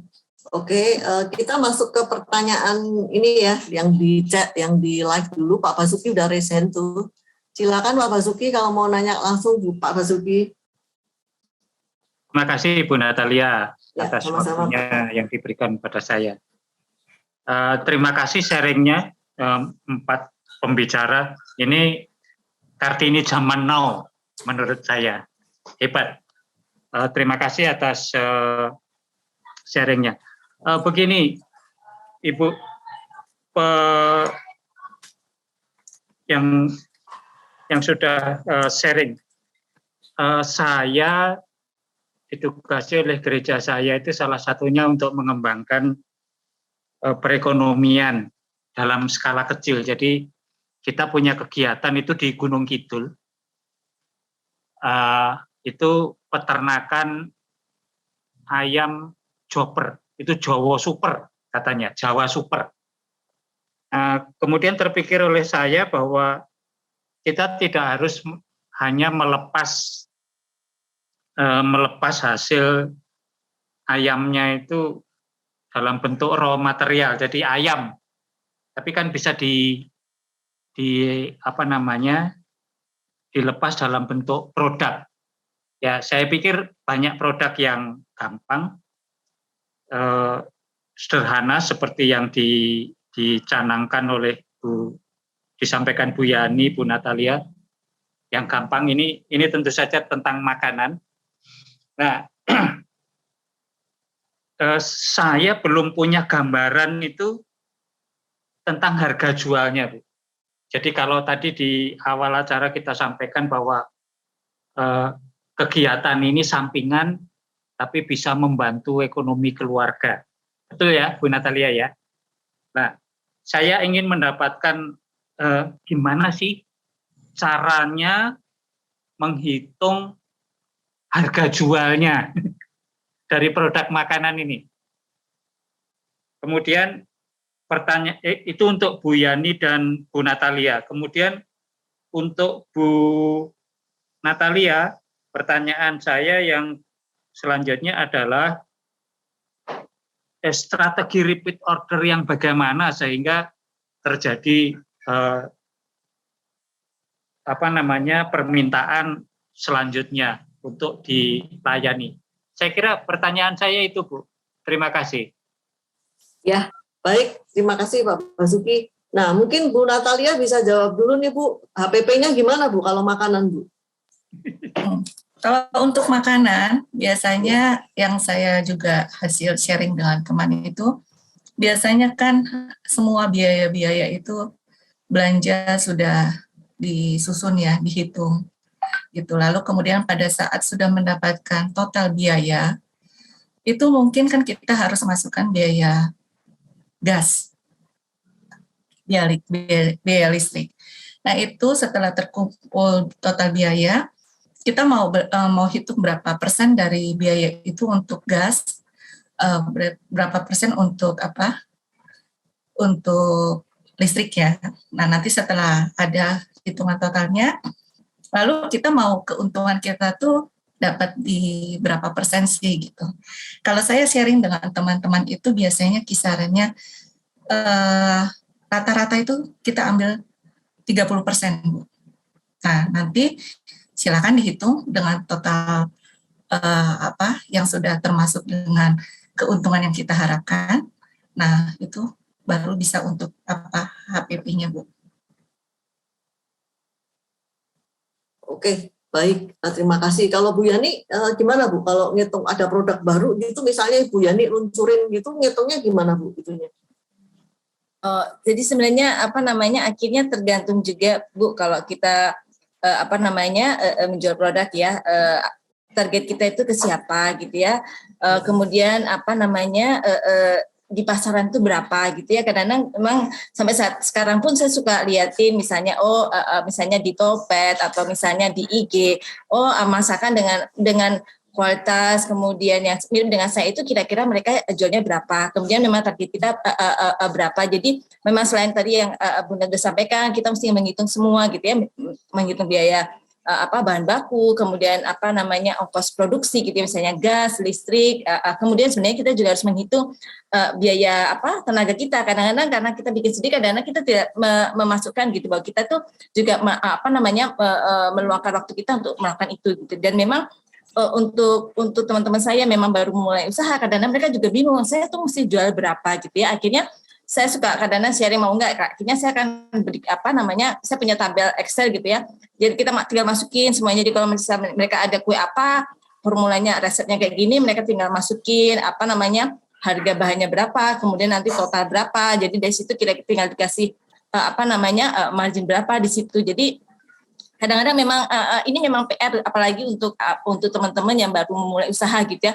Takut ini benar nggak ya nanti saya jual kemahalan nggak, atau saya jual ternyata kemurahan sehingga akhirnya malah rugi gitu. Jadi memang itu memang suatu hal yang memang kita harus belajar gitu. Ternyata ya memang banyak hal yang memang kita mesti pelajari gitu ya, along the way gitu ya. Nggak usah bingung di awal, tapi memang lama-lama kita belajar bagaimana kita menentukan harga, bagaimana kita mengemas produk kita untuk lebih bagus. Kita juga belajar bagaimana kita memasarkan produk kita. Jadi memang pelan-pelan lama-lama kita pasti bisa.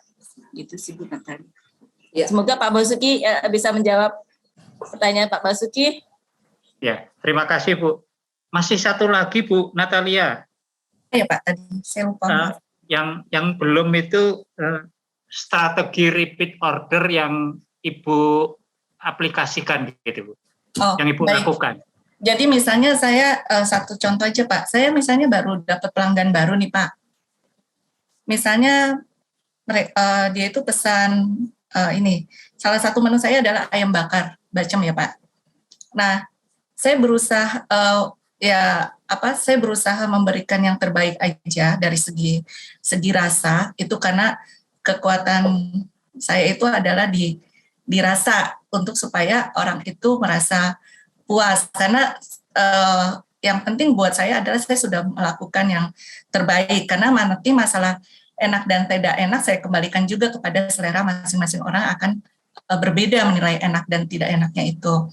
Nah, kebetulan kalau strategi yang saya lakukan ini rata-rata sih cukup berhasil Pak, karena kalau orang itu puas itu kan pasti repeat order, lalu kemudian dia bisa secara tidak langsung customer saya itu suka info-info lagi. Nah, biasanya yang saya alami sih,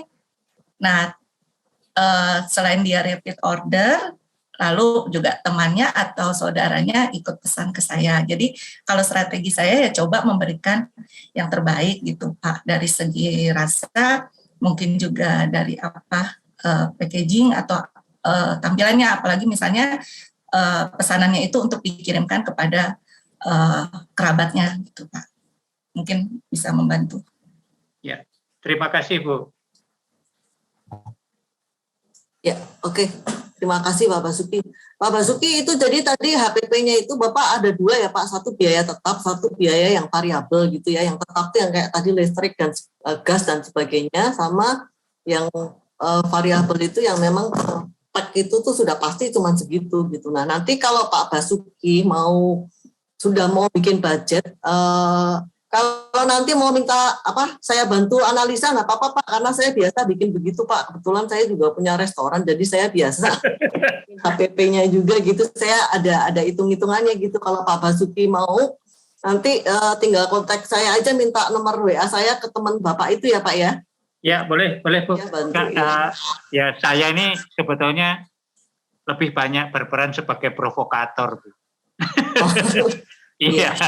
Program-program itu saya provokasi ke teman-teman, kemudian oh iya bagus juga, mari kita laksanakan. Biasanya begitu Bu.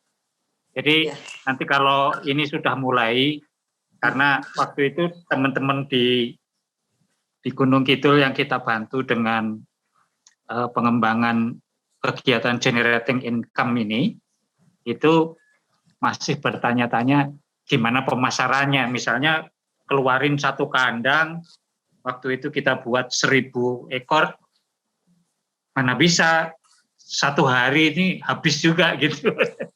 Ya, kan harus didiversifikasi produk, nggak hanya jual raw material aja gitu maksudnya.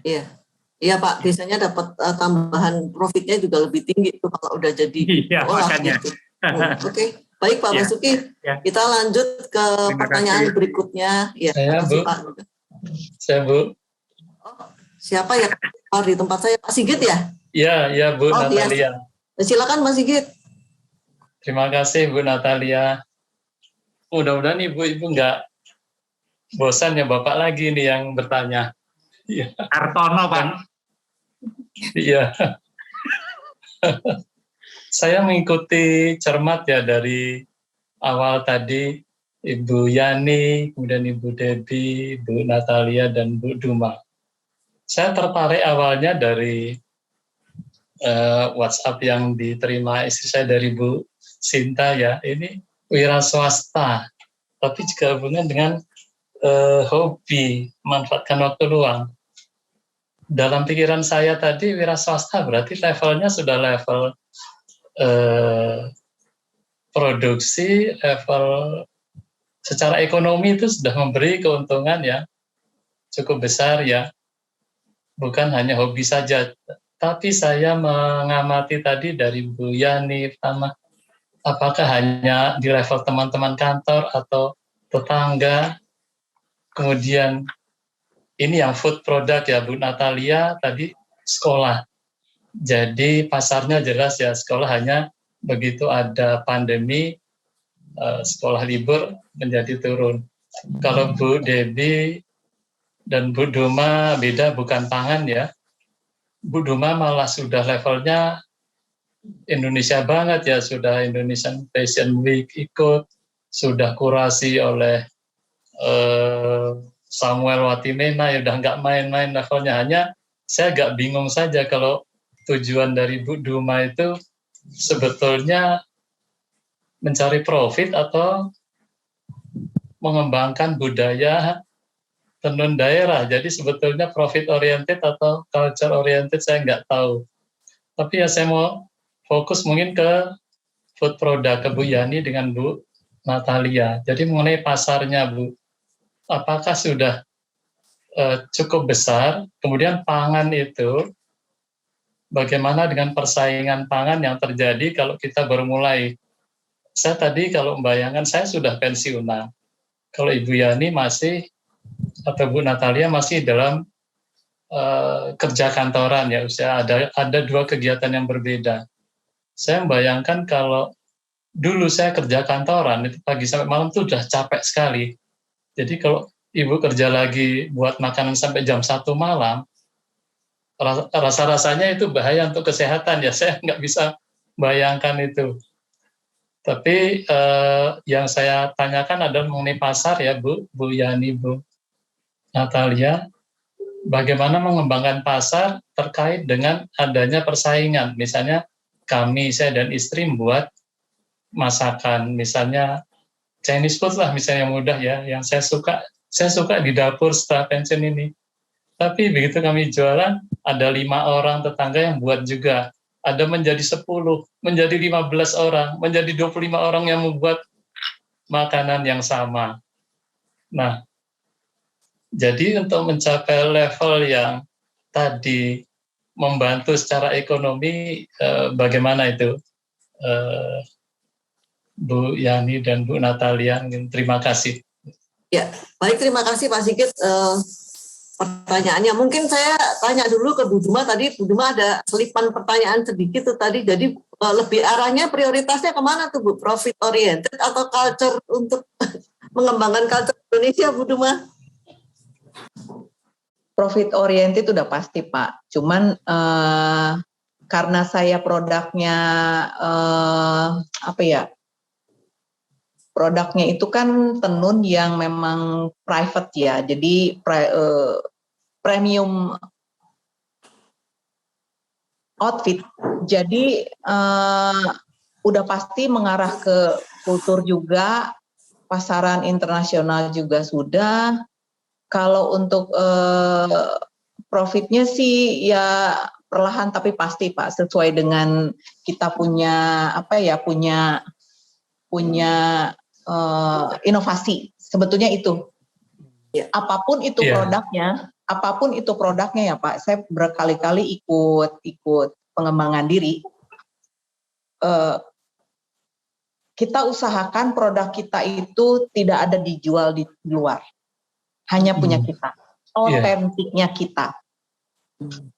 Bahan atau apa yang dibikin itu mungkin orang lain boleh sama, tapi harus ada sesuatu yang membedakan bahwa itu punya kita. Nah, itulah yang namanya brand image.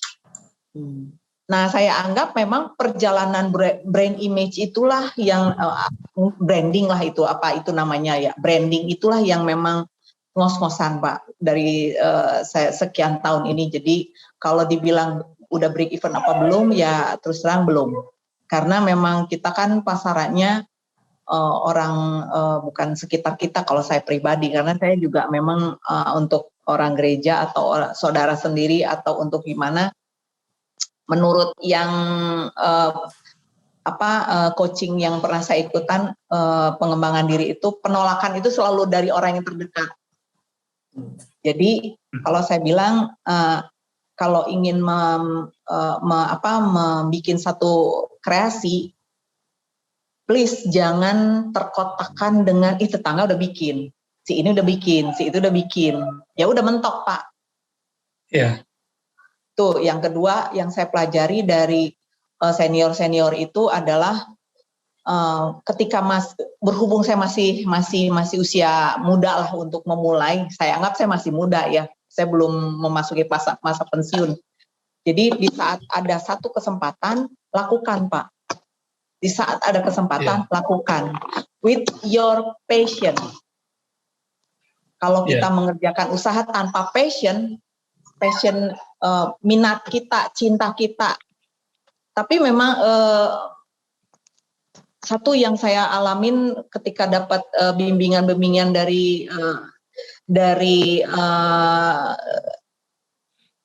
pengembangan pribadi, apa yang membuat kita ingin mengembangkan usaha itu atau punya wira swasta itu adalah masa pensiun saya. Itulah kesakitan saya, beban saya untuk punya usaha ini adalah masa pensiun saya. Itulah yang membuat saya sekarang ini nggak apa-apa deh, saya mesti merangkak sedikit-sedikit untuk mempunyai keuntungan, nggak apa-apa. Saya harus branding, saya harus jangan salah ya Pak, walaupun kita itu banyak hal pelajaran yang saya terima itu dari penolakan. Justru saya lihat itu kesempatan terbaik yang pernah saya dapatkan ketika orang melecehkan saya. Ketika ada di pikiran saya itu sama dengan saya. Ketika ada orang yang meniru produk saya, itu kesempatan Pak. Justru kesempatan buat kita bikin inovasi. Justru jadi saya nggak untuk paperwork itu ketinggalan. Untuk urusan kalau untuk diajakin bikin satu gambar, bikin satu apa, saya ketinggalan. Saya lebih baik yang memulai usaha itu memang riset. Paling penting riset. Karena untuk belajar lagi, untuk sekolah lagi, untuk usia saya tuh kayaknya udah mendingan anak saya aja yang sekolah Pak. Ya, demikian. Terima kasih. Terima kasih Pak. Ya. Berarti inovasi sama itu ya, Bu Duma ya, tetap inilah punya eksklusif tersendiri produk kita apa gitu ya. Kalau ya. Kita punya keunggulan yang orang cari, walaupun sama-sama Chinese food ya, mungkin tetap beda gitu. Orang akan cari kita gitu. Intinya gitu kan ya Bu ya. Enggak sekedar bumbunya yang sama, mungkin bumbu atau mungkin customer satisfaction yang harus kita dulukan, bahkan ya melebihkan. Customer satisfaction itu menyangkut keuangan juga, menyangkut waktu yang harus kita keluarkan untuk memberikan customer satisfaction itu kan uang kan, karena menyangkut waktu, menyangkut usaha kita, menyangkut perasaan, menyangkut segala macam. Tapi itulah ininya kita, passionnya saya tuh di situ. Itulah pendidikan dasar, itulah yang memunculkan inovasi-inovasi. Saya harus mengeluarkan apa, saya mesti jalan kemana untuk melihat. Saya anggap itu sebuah kesempatan saya untuk mengembangkan diri. Ya, oke. Baik, terima kasih Bu Duma. Mungkin tadi untuk yang makanan Bu Natalia sama Bu Yani bisa nambahin gimana untuk bisa dapat pangsa pasar kalau emang produknya banyak gitu saingannya. Silakan. Mbak Yani dulu. Ya, baik. Makasih Pak Sigit. Sebenarnya nggak setiap hari juga jam 1 Pak. Saya kadang-kadang aja gitu. Saya makanya kalau ada kesempatan tidur pasti saya tidur gitu ya. Kita mesti tetap jaga gitu ya, tetap olahraga atau apa. Nah, kalau ngomongin tangga saya, sebenarnya kalau saya di sini tuh banyak banget yang pinter-pinter jago masak Pak. Sebenarnya saya itu kalau dibandingkan sama tetangga-tetangga saya itu mereka jauh lebih jago masak, lebih dulu masak daripada saya gitu ya. Tapi ketika kita dan itu tadi saya mulai dari hobi. Kemudian kalau saya bikin sesuatu itu saya akan coba make sure bahwa ini memang enak. Kalau menurut saya itu enak, pasti paling enggak buat orang lain mungkin yang seleranya sama dengan saya akan suka. Jadi memang tadi kalau kata Bu Natalia, suka dan tidak suka itu selera. Jadi kalau misalnya kita buat masakan, kalau ada orang lain tidak suka, nggak masalah Pak, kita tidak perlu kecil hati, karena bisa jadi memang seleranya beda gitu ya. Kalau saya dikasih ayam taliwang dan ayam bakar manis, saya pasti akan pilih ayam bakar manis. Kenapa? Karena saya nggak suka pedas-pedas, walaupun sebenarnya ayam Taliwangi itu enak banget, tapi buat saya nggak akan ambil karena dia pedas. Jadi nggak apa-apa Pak. Yang penting adalah bahasanya adalah kalau misalnya kita mau jual, kita harus suka dulu gitu ya. Kalau kita suka, orang lain mungkin pasti akan ada yang taste-nya sama dengan kita yang akan beli gitu ya. Terus tadi memang kita akan mulai dari teman-teman dekat saya gitu ya. Dulu saya mulai dari teman-teman kantor. Kemudian ketika di IG sekarang saya justru banyak yang beli itu adalah orang yang sebenarnya saya tidak kenal karena mereka lihat di IG, atau kadang-kadang ada orang pesan ke saya, kemudian dia kasih, karena banyak orang yang pesan untuk menjadi hantaran gitu ya, dan akhirnya mereka bertanya-tanya ini apa, belinya dari mana gitu ya. Kadang-kadang mereka pun kalau misalnya di packaging saya tidak ada labelnya rasanya Baimi, kadang-kadang mereka bertanya kepada kurirnya ini dari mana gitu ya. Jadi akhirnya lama-lama banyak pelanggan saya yang sebenarnya bukan teman-teman saya, bahkan saya tidak kenal gitu ya, tapi lama-lama mereka menjadi teman saya juga karena mereka lebih sering repeat order yang mungkin jadi satu hal dibandingkan dengan misalnya seperti tadi kata Bu Duma gitu ya, nggak perlu takut kalau tetangga kita jualan gitu ya. Kalau coba Bapak pergi ke fresh market gitu ya, begitu masuk itu kanan kiri jualannya sama loh, jualan sayur gitu ya, pasti sayur kios ini dan kios yang satunya lagi tuh semua jualannya sama, tapi mereka nggak masalah. Akhirnya namanya juga rezeki atau berkat itu ada aja, tapi yang kita mesti adalah kita mesti konsisten dengan quality, konsisten dengan rasa. Terus mungkin sekalian menjawab juga ya Bu Des di chat, boleh ya Bu Natalia ya, bagaimana caranya tetap konsisten di rasa gitu ya. Nah sebenarnya begitu kita memulai usaha, kita memang harus menjaga quality gitu ya. Kalau yang bolu itu udah pasti rasanya sama karena takarannya sudah pasti Pak. Yang memang membedakan adalah kalau kita bikin bolu, kita lagi kesel sama suami, kesel sama anak, itu kadang-kadang makanya suka bantet karena memang ini uniknya kalau baking gitu ya, karena itu pengaruh gitu ya, harusnya kita ngasihnya pelan atau ngaduknya pelan, tapi kalau kita lagi kesel kan kita ngaduknya dengan kadang-kadang itu hasilnya bisa jadi bantet gitu ya. Tapi kalau dari bolu itu semuanya sama. Nah kalau kita bikin masakan gitu ya, seperti saya misalnya rasanya atau apa yang sebenarnya kadang-kadang 1 sendok gitu ya, kemudian sejimpit gitu ya, akhirnya kadang-kadang kita kasih ini atau kita menumis berapa lama itu mempengaruhi hasil akhir. Jadi akhirnya sekarang saya sudah akhirnya memang mesti distandarisasi Pak, begitu pesanan kita banyak sehingga akhirnya orang akan beli. Dulu tuh kayaknya rasanya begini, saya berharap beli dengan rasa yang sama. Jadi akhirnya saya sudah punya patokan nih, gula saya itu berapa gram, kemudian garam itu berapa gram, sampai segitu saya mesti. Jadi memang kita nanti cek ya Pak ya, di misalnya kita bikin masakan misalnya berapa porsi, itu kira-kira kalau misalnya Bapak pakai sendok takar, jadi udah jelas nih 1 sendok takar itu kita peres, oh itu segitu. Jadi akhirnya rasa yang kita dapatkan itu sama Bu Desti ya tadi ya, itu akhirnya sama. Jadi sebenarnya lebih ke situ. Terus ya memang dari kalau kita banyak latihan ya lama-lama kita udah terbiasa gitu sih. Semoga menjawab Pak Sigit, Bu Des. Terima kasih Bu Yani. Ya, oke, makasih Bu Yani. Bu Dia mau nambahin nggak Bu Dia? Baik, mungkin bisa sedikit sharing ya Pak. Saya juga pernah mengalami saya berjualan dan memang ada orang yang berjualan dengan produk yang sama dengan saya. Nah itu pengalaman saya itu terjadi pada saat saya catering bekal sekolah itu Pak. Gitu. Di pertengahan saya menjalani itu tiba-tiba memang ada orang tua murid lain yang menyediakan catering bekal sekolah. Nah, waktu itu secara tidak langsung ya saya masih merasa biasa aja karena kan yang waktu itu buat saya itu adalah yang penting customer saya tuh nggak lari gitu kan. Gitu. Nah, dari situ Pak yang saya lakukan adalah saya mulai mencari-cari, belajar lagi. Saya malah lebih waktu itu yang saya lakukan tuh saya lebih sering ke Gramedia ya Pak ya, untuk biasanya saya baca-baca kira-kira menu apa sih yang disukai anak-anak saat ini gitu.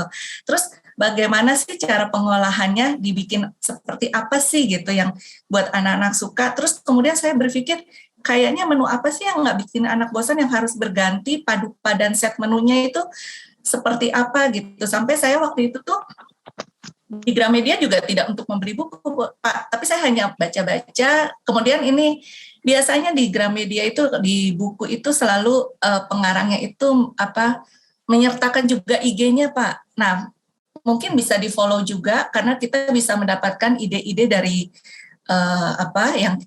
IG yang tadi kita follow itu, kita dapat ide.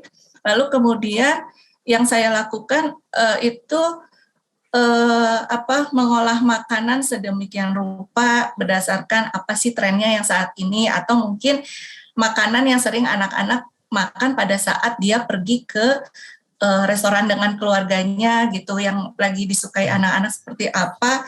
Kemudian yang saya lakukan adalah saya pergi ke tempat itu untuk membeli, kemudian mencoba rasanya jika itu kondisinya adalah makanan itu belum pernah saya buat. Jadi setidaknya pada saat saya buat, kalau resep saya pikir bisa googling ya, di googling, tapi rasa yang aslinya itu seperti apa, itu pun yang pernah disaranin Mbak Yani ya Mbak, waktu kita sharing ya. Jadi kita tahu rasa yang pas yang seperti apa sih gitu. Jadi setidaknya kita bisa membuatkan anak-anak itu makanan seperti makanan-makanan yang di luar dengan rasa yang kurang lebih hampir sama dengan yang kalau dibeli di kelas-kelas restoran, walaupun tidak sama tapi setidaknya menyerupai lah gitu. Dan anak-anak dari situ pengalaman yang saya lakukan, anak-anak suka gitu. Bagaimana olahannya misalnya hanya biasa aja, misalnya daging ayam, tapi bagaimana dikemas seperti gitu, itu mungkin bisa dilakukan juga. Lalu kemudian ya mencoba mencari-cari ide aja Pak, untuk menyiapkan menu yang anak-anak suka. Kalau saya waktu itu begitu, dan puji Tuhan, yaitu yang saya sampaikan tadi, tidak hanya customer saya yang keluar, tapi ternyata anak-anak yang tadinya tidak catering kepada saya, tapi dengan strategi saya menyediakan makanan-makanan yang lebih menarik dibandingkan dengan penjual yang lain, itu ya bermanfaat. Jadi anak-anak lebih tertarik gitu untuk akhirnya ikut catering saya. Kalau saya sih begitu prinsipnya, mencoba memberikan yang lain. Kalau terus padu padan menu itu perlu sekali mana sih menu yang cocok, karena waktu itu kan saya cateringnya itu terdiri dari nasi, 1 lauk utama, 1 lauk pendamping, lalu kemudian sayuran. Nah itu juga padanan itu juga menurut saya bermanfaat sekali kalau kita bisa menyusun menu yang sesuai gitu. Itu sih sedikit pengalaman dari saya yang saya lakukan ketika ada penjual lain yang berjualan produk yang sama dengan saya begitu. Kemudian tadi menjawab pertanyaan Ibu Des ya, yang bagaimana sih konsistensi rasa, itu tidak terjadi dalam 1 kali masak Bu. Kalau buat saya sering uji coba kurang ini, tapi di dalam setiap mencoba saya selalu mencatat, misalnya komposisinya, garamnya, gulanya, atau kecapnya, atau apa, kalau misalnya saya bikin ayam bakar. Lalu kemudian saya coba lagi, misalnya memasaknya berapa lama supaya menghasilkan tekstur yang lembut gitu, tapi tidak hancur. Nah itu setiap proses sampai akhirnya nanti Ibu akan menemukan, atau saya menemukan satu komposisi yang pas, dan itu tuh catatan karena selalu dicatat akan selalu ada, dan itu bisa dipergunakan jika sudah pas sesuai yang kita mau dan kita pernah tes pasar itu orang suka. Nah itulah resep yang biasanya saya pakai gitu. Jadi memang harus sering mencoba gitu. Mungkin segitu aja sih Bu. Ya, oke, baik Bu. Ya, lengkap sekali tadi udah dilengkapi Bu Duma, Bu Yani, Bu Lia. Saya rasa sudah cukup menjawab ya. Ini pertanyaan saya tutup ya. Jadi kita habiskan aja yang di sini. Ya, ini saya gabungkan aja karena dua pertanyaan ini mungkin berhubungan gitu. Jadi untuk semua pembicara mungkin nanti silakan kalau mau jawab. Jadi bagaimana sih persiapan modalnya gitu ya. Nah itu saya rasa sih kan beda-beda gitu ya. Bahannya juga beda gitu. Mungkin kalau makanan lebih mudah, lebih gampang karena di rumah sudah ada gitu. Kalau Bu Duma kan dari koleksinya gitu. Jadi akan beda-beda dengan Bu Debira, mungkin juga peralatannya itu akan beda. Sama waktu mulai itu gimana sih ngitung BEP apa enggak gitu, pernah enggak menghitung bahwa ini sudah BEP atau enggak, atau mengalir aja gitu. Kalau tadi Bu Duma kan bilang sebenarnya sampai sekarang belum BEP gitu kan, tapi tetap walaupun nggak BEP, soalnya jadi bahan ya Bu ya, bahannya tambah banyak kan koleksinya. Nah itu ya, mungkin kalau ada yang mau jawab mengenai modal dan BEP silakan ibu-ibu, siapa aja silakan boleh. Oke, saya coba jawab ya.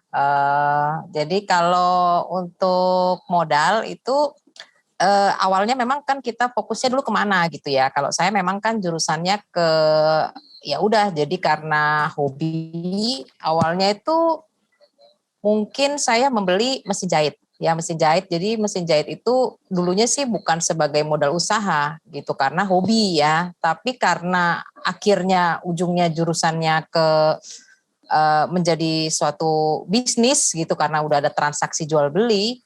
Jadi itu sekarang sudah masuk jadi modal ya, si mesin jahit itu sendiri. Ditambah dengan akhirnya kita akan menyiapkan bahan-bahan lain selain mesinnya itu gitu ya. Jadi bahan-bahan lainnya itu apa? Seperti misalnya bahan untuk tasnya kita mau nggak mau harus ada yang ready lah gitu ya. Jadi nggak semuanya kita harus cari dulu kalau ada yang pesan. Jadi ada beberapa yang sudah ready. Nah itu juga sebagai modal kan jadinya gitu kan. Jadi bahan-bahan, mesinnya gitu. Kalau perhitungan saya itu modalnya. Dan memang modalnya itu akan terus bertambah ya dengan adanya stok barang itu gitu loh. Jadi itu modal sendiri akan terus bertambah. Jadi kayaknya kalau untuk ROI-nya gitu kan, investmentnya kita di mesin, di bahan gitu, kayaknya kalau ROI-nya itu sejauh ini sebenarnya sudah tertutupi gitu ya ROI-nya. Jadi kita hitung sendiri return of investment lah gitu ya, bahasa ininya ya, bahasa apa ya, bahasa Jawanya kali ya.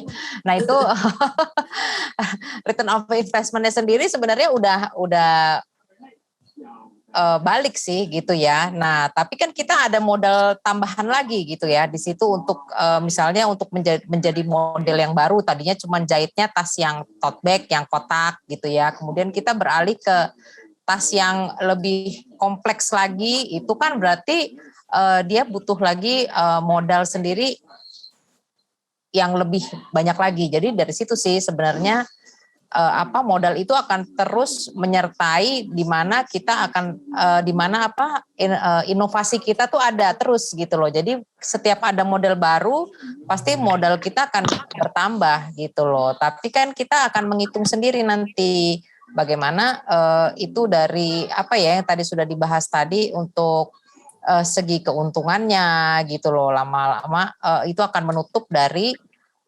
modal kita gitu loh. Jadi kalau mau usaha memang kita ya jangan takut-takut sih gitu ya. Jangan takut-takut, yakin aja gitu. Yakin bahwa ini kita bisa.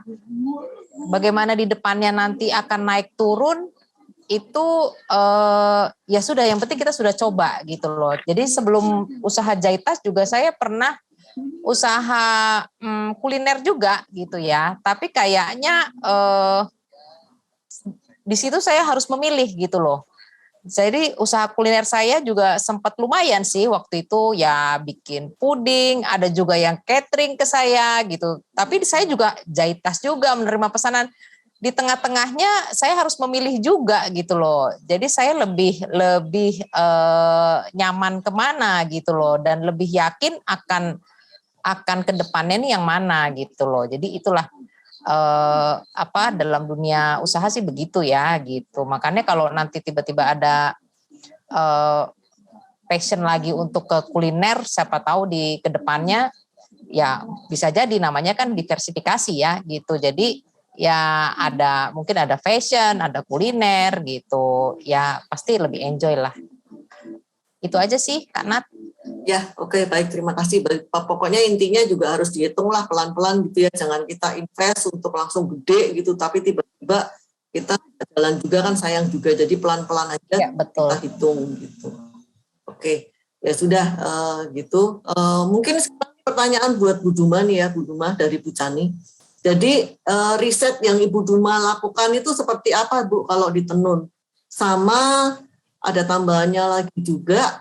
Terus apakah Ibu tuh harus datengin ke daerah asal tenunnya atau gimana Bu caranya, Bu? Kalau untuk riset itu mungkin kalau untuk yang usaha kuliner dia mencoba berbagai masakan terus dicoba sendiri, entah dibikin tester. Tapi kalau untuk saya itu karena ini bentuknya baju tenun bukan baju pabrik, kan kalau baju pabrik itu orang sudah tahu dengan tekstur benangnya, dengan seberapa lenturnya, dengan seberapa panasnya, dengan seberapa lunturnya, dengan efeknya kalau dicuci bagaimana. Nah itu saya sudah risetnya itu saya pakai sendiri. Jadi pernah ada tenun saya beli, saya coba cuci dan luntur saudara-saudara. Akhirnya what happened? Saya pakai selimut. Pertama selimut. Oke, selimut udah bosan nih ceritanya. Akhirnya saya bikin daster. Nah daster terus saya rubah bentuk lagi. Jadi celana pendek, jadi dikombinasi dengan ini, dikombinasi dengan itu, saya cecah-cecah lagi, saya pecah-pecah. Nah itulah bentuknya riset. Nah otomatis kan biaya penjahit ada dong. Nah saya berarti spend money-nya, biaya risetnya itu di penjahit. Tapi efek dari situ ya ada bahan kombinasi yang saya percaya juga di kuliner juga mengalami yang sama ya. Lama-lama orang akan mengalami yang namanya peningkatan selera. Selera begitu kita punya resep dasar, kalau kita sering mempraktekannya, otomatis lidah kita sendiri. Misalkan kita membeli produk lain, desain si Anu atau buatannya si Anu, dari situ kita belajar menaikkan selera kita, menaikkan rasa lidah kita, menaikkan value apa ya maksudnya, cara kita untuk menikmati sesuatu, cara kita untuk menghargai apa yang sudah kita capai. Kalau saya bilang sih seperti itu, karena cara menikmati orang itu walaupun dia cuma dikekepin itu juga udah menikmati ya. Ada yang bisa diberikan kepada orang lain itu juga menikmati ya, menikmati memberi, menikmati memakai, menikmati mengubah bentuknya jadi seperti apa, menikmati. Ya itulah, dari situlah sebetulnya saya belajar untuk pengembangan produk. Itulah bahasanya saya untuk riset dan pengembangan produk dari situ. Karena kalau kita mesti baca buku, ya otomatis saya mesti beli majalah banyak. Saya sering sekali untuk misalkan ikut untuk tren mode dunia. Nah, saya misalkan risetnya ke mall. Oh, Zara lagi mengeluarkan produk seperti ini. Oh, si Mango lagi begini. Oh, si ini lagi begini. Oh, yang ini begini. Oh, nah itulah mula-mulanya saya seperti itu, dan itu biayanya sangat besar. Dan saya anggap itu sebagai hal yang memperkaya diri, karena ada orang sebagian orang yang ingin berwira swasta tapi tidak siap untuk seperti itu. Ya. Kan itu ilmu yang tidak didapat di sekolah. Itu belajar dari kehidupan sendiri. Benar nggak Bu Nat? Bu Nat kan lebih dulu di restoran ya. Sebetulnya esensinya sama aja. Iya, sama. Kita tester berkali-kali Bu, nanya sini, nanya situ gitu. Bahkan peralatan yang kita pakai pun juga mesti riset juga gitu, mana yang paling tidak memakan tempat gitu segala gitu. Memang semuanya sih usaha butuh riset ya, jadi masing-masing usaha itu butuh riset, jadi nggak bisa cuma jalan biasa, itu butuh effort, kita harus berpikir terus juga kalau mau serius, gimana idenya, gimana ngembanginnya, gimana memuaskan customer gitu kan. Itu semua, jadi itu kayaknya menjawab ya hampir semuanya seperti itu ya. Terima kasih Bu Duma. Ya, itu termasuk ini juga, sorry, satu yang saya dapat pencerahan dari perjalanan usaha saya ini. Itulah cara kita menilai diri kita sendiri. Menikmati perjalanan itu. Iya, menikmati proses menikmati proses untuk salah nih, oh yang ini nih ketemu rasanya, itulah prosesnya. Itu cara kita menilai diri kita. Karena ada orang yang tidak mau melakukan itu. Tapi tetap mau usaha. Iya. Oke, baik, terima kasih masukannya. Terus introspeksi terus gitu ya. Oke. Sama lah, Bu. Ini saya kasih kesempatan untuk penanya yang di chat tadi, Bu Lia udah angkat tangan, silakan Bu Lia. Makasih ya Bu Nat. Ya, sama-sama Bu. Saya mau tanya, sebenarnya gini, seberapa packaging itu berpengaruh ke penjualan, gitu. Kalau Natalia sih rasanya cukup berpengaruh ya, karena kan makanan anak-anak, gitu. Jadi kayaknya kemasan itu kan pasti pengaruhnya besar. Namanya juga anak-anak kan, kalau lihat yang lucu-lucu kan pasti dia lebih nggak mikirin rasa sih kalau anak-anak, rasanya lebih kepada penampilannya gitu loh. Tapi kan kalau kayak Eda Duma, Bu Yani, Debira gitu, sebenarnya packaging tuh ada pengaruhnya nggak sih? Apalagi di pasar Cibubur nih, misalnya nih, ada pengaruhnya nggak gitu? Apa biasa aja? Maksudnya orang tuh merhatiin banget nggak sih packaging, kemasan, kayak gitu-gitu. Nah terus kan itu pasti juga mempengaruhi harga nantinya kan, gitu. Nah terus kalau kayak, pernah menanyakan nggak sih feedbacknya orang-orang yang beli produk kita gitu? Jadi gimana rasanya, enak nggak, nyaman nggak, apalagi misalnya kayak Eda Duma itu kan pakaian ya, pakaian itu kan kenyamanan orang gitu. Nah sebenarnya kan saya belajar jahit-jahit baju gitu, yang membuat nggak pede itu takutnya gini loh, aduh nanti tuh orang nyaman nggak ya pakai baju buatan saya gitu loh. Nah itu tuh, karena kan langsung ke badan kita. Nah kayak gitu-gitu tuh pertanyaannya. Makasih ya. Oke, Bu Lia, saya cuma jawab aja soal packaging gitu ya. Kayaknya ini sebenarnya kadang-kadang karena saya itu suka yang perintilan gitu ya. Banyak yang akhirnya beli karena mereka melihat packaging gitu ya. Kita kasih ucapan, atau kita kasih pita, atau kita kasih terus kita taruh di tas yang ya pantas-pantasnya kalau mau buat hantaran, sehingga akhirnya saya merasa bahwa akhirnya banyak yang pesan karena mereka mau pakai itu untuk hantaran, sehingga kayaknya mereka bilang semoga biar nggak malu-maluin gitu ya, kita kasih orang. Jadi memang packaging itu berpengaruh banget. Itu sih kalau dari saya, Bu Lia.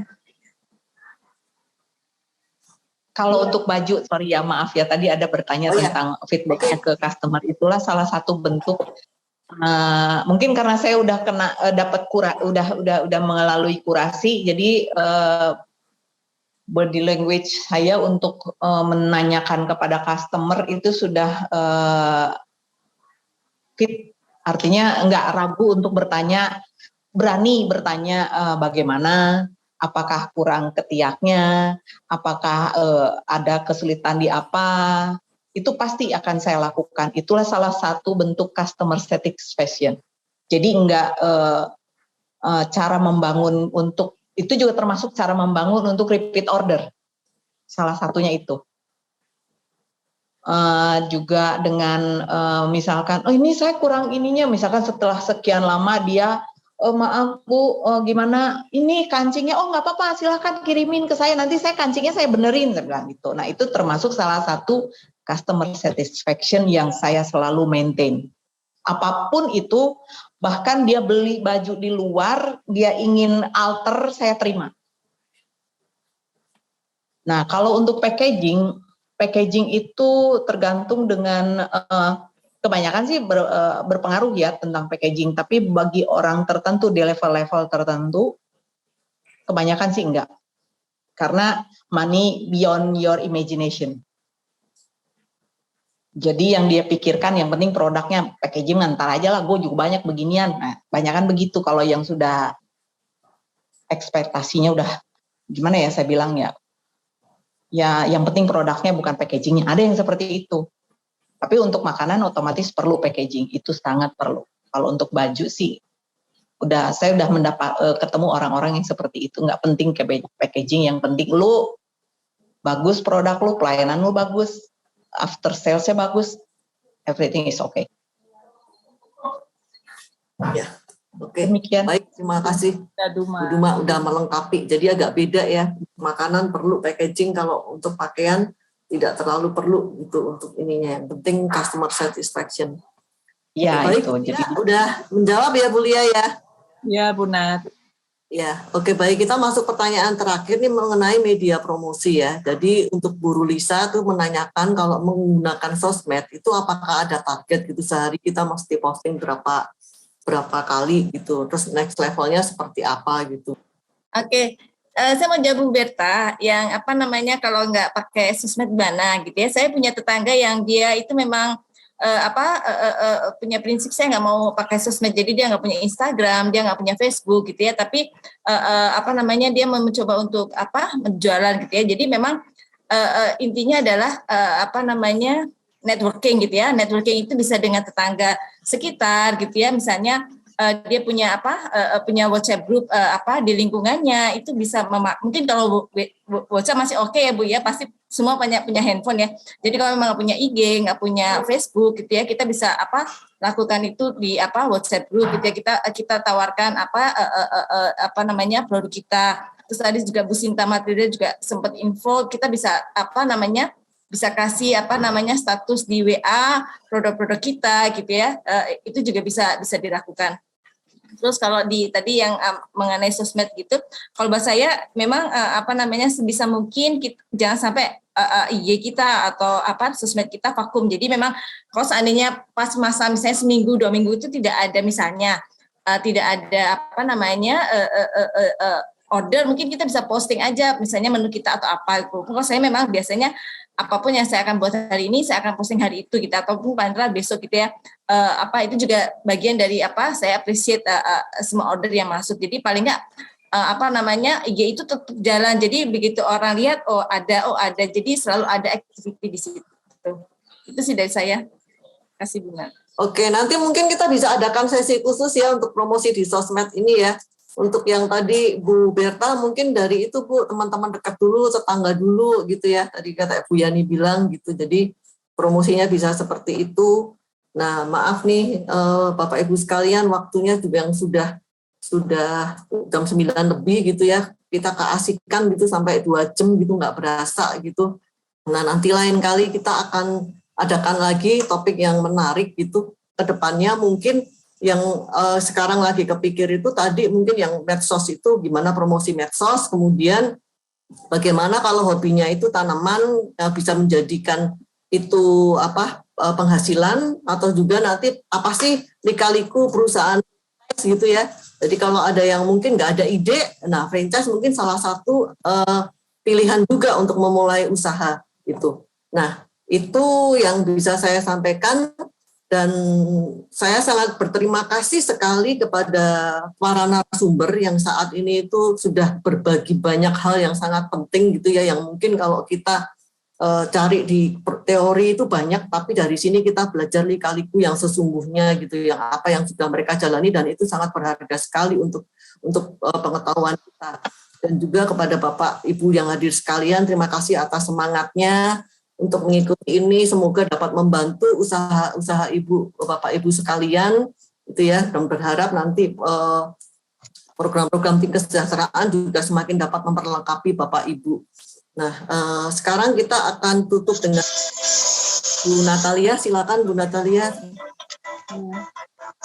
Mari Bapak Ibu kita tutup acara kita di dalam doa.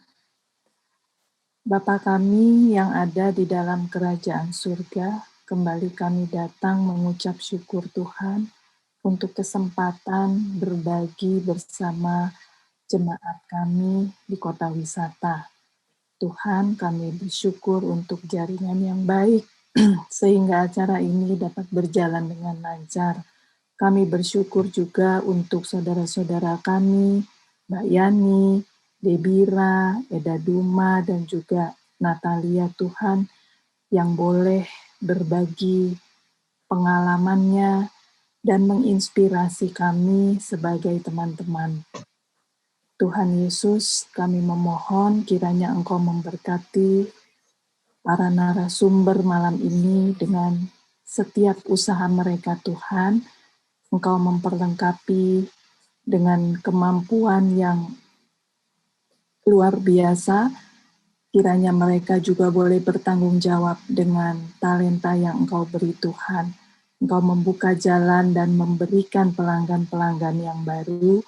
Biarlah usaha anak-anak-Mu ini boleh berkembang, menjadi maju, dan menjadi kesaksian, dan pada akhirnya nama Tuhan saja yang dimuliakan. Bagi kami yang mendengarkan, biarlah pengalaman saudara-saudara kami ini juga boleh menginspirasi kami Tuhan, bahwa setiap kami Engkau perlengkapi dengan kemampuan. Dan kiranya Tuhan menolong kami untuk peka akan kemampuan dan talenta yang Tuhan berikan bagi setiap kami.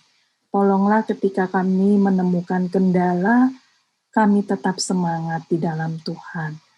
Kami memohon ya Bapa, ketika kami berpisah satu dengan yang lain, kami akan beristirahat atau masih ada kegiatan lain yang harus diselesaikan, Engkau tetap bersama-sama dengan kami. Di dalam nama-Mu Yesus kami berdoa dan bersyukur. Amin. Amin. Terima kasih Bu Natalia. Terima kasih para narasumber.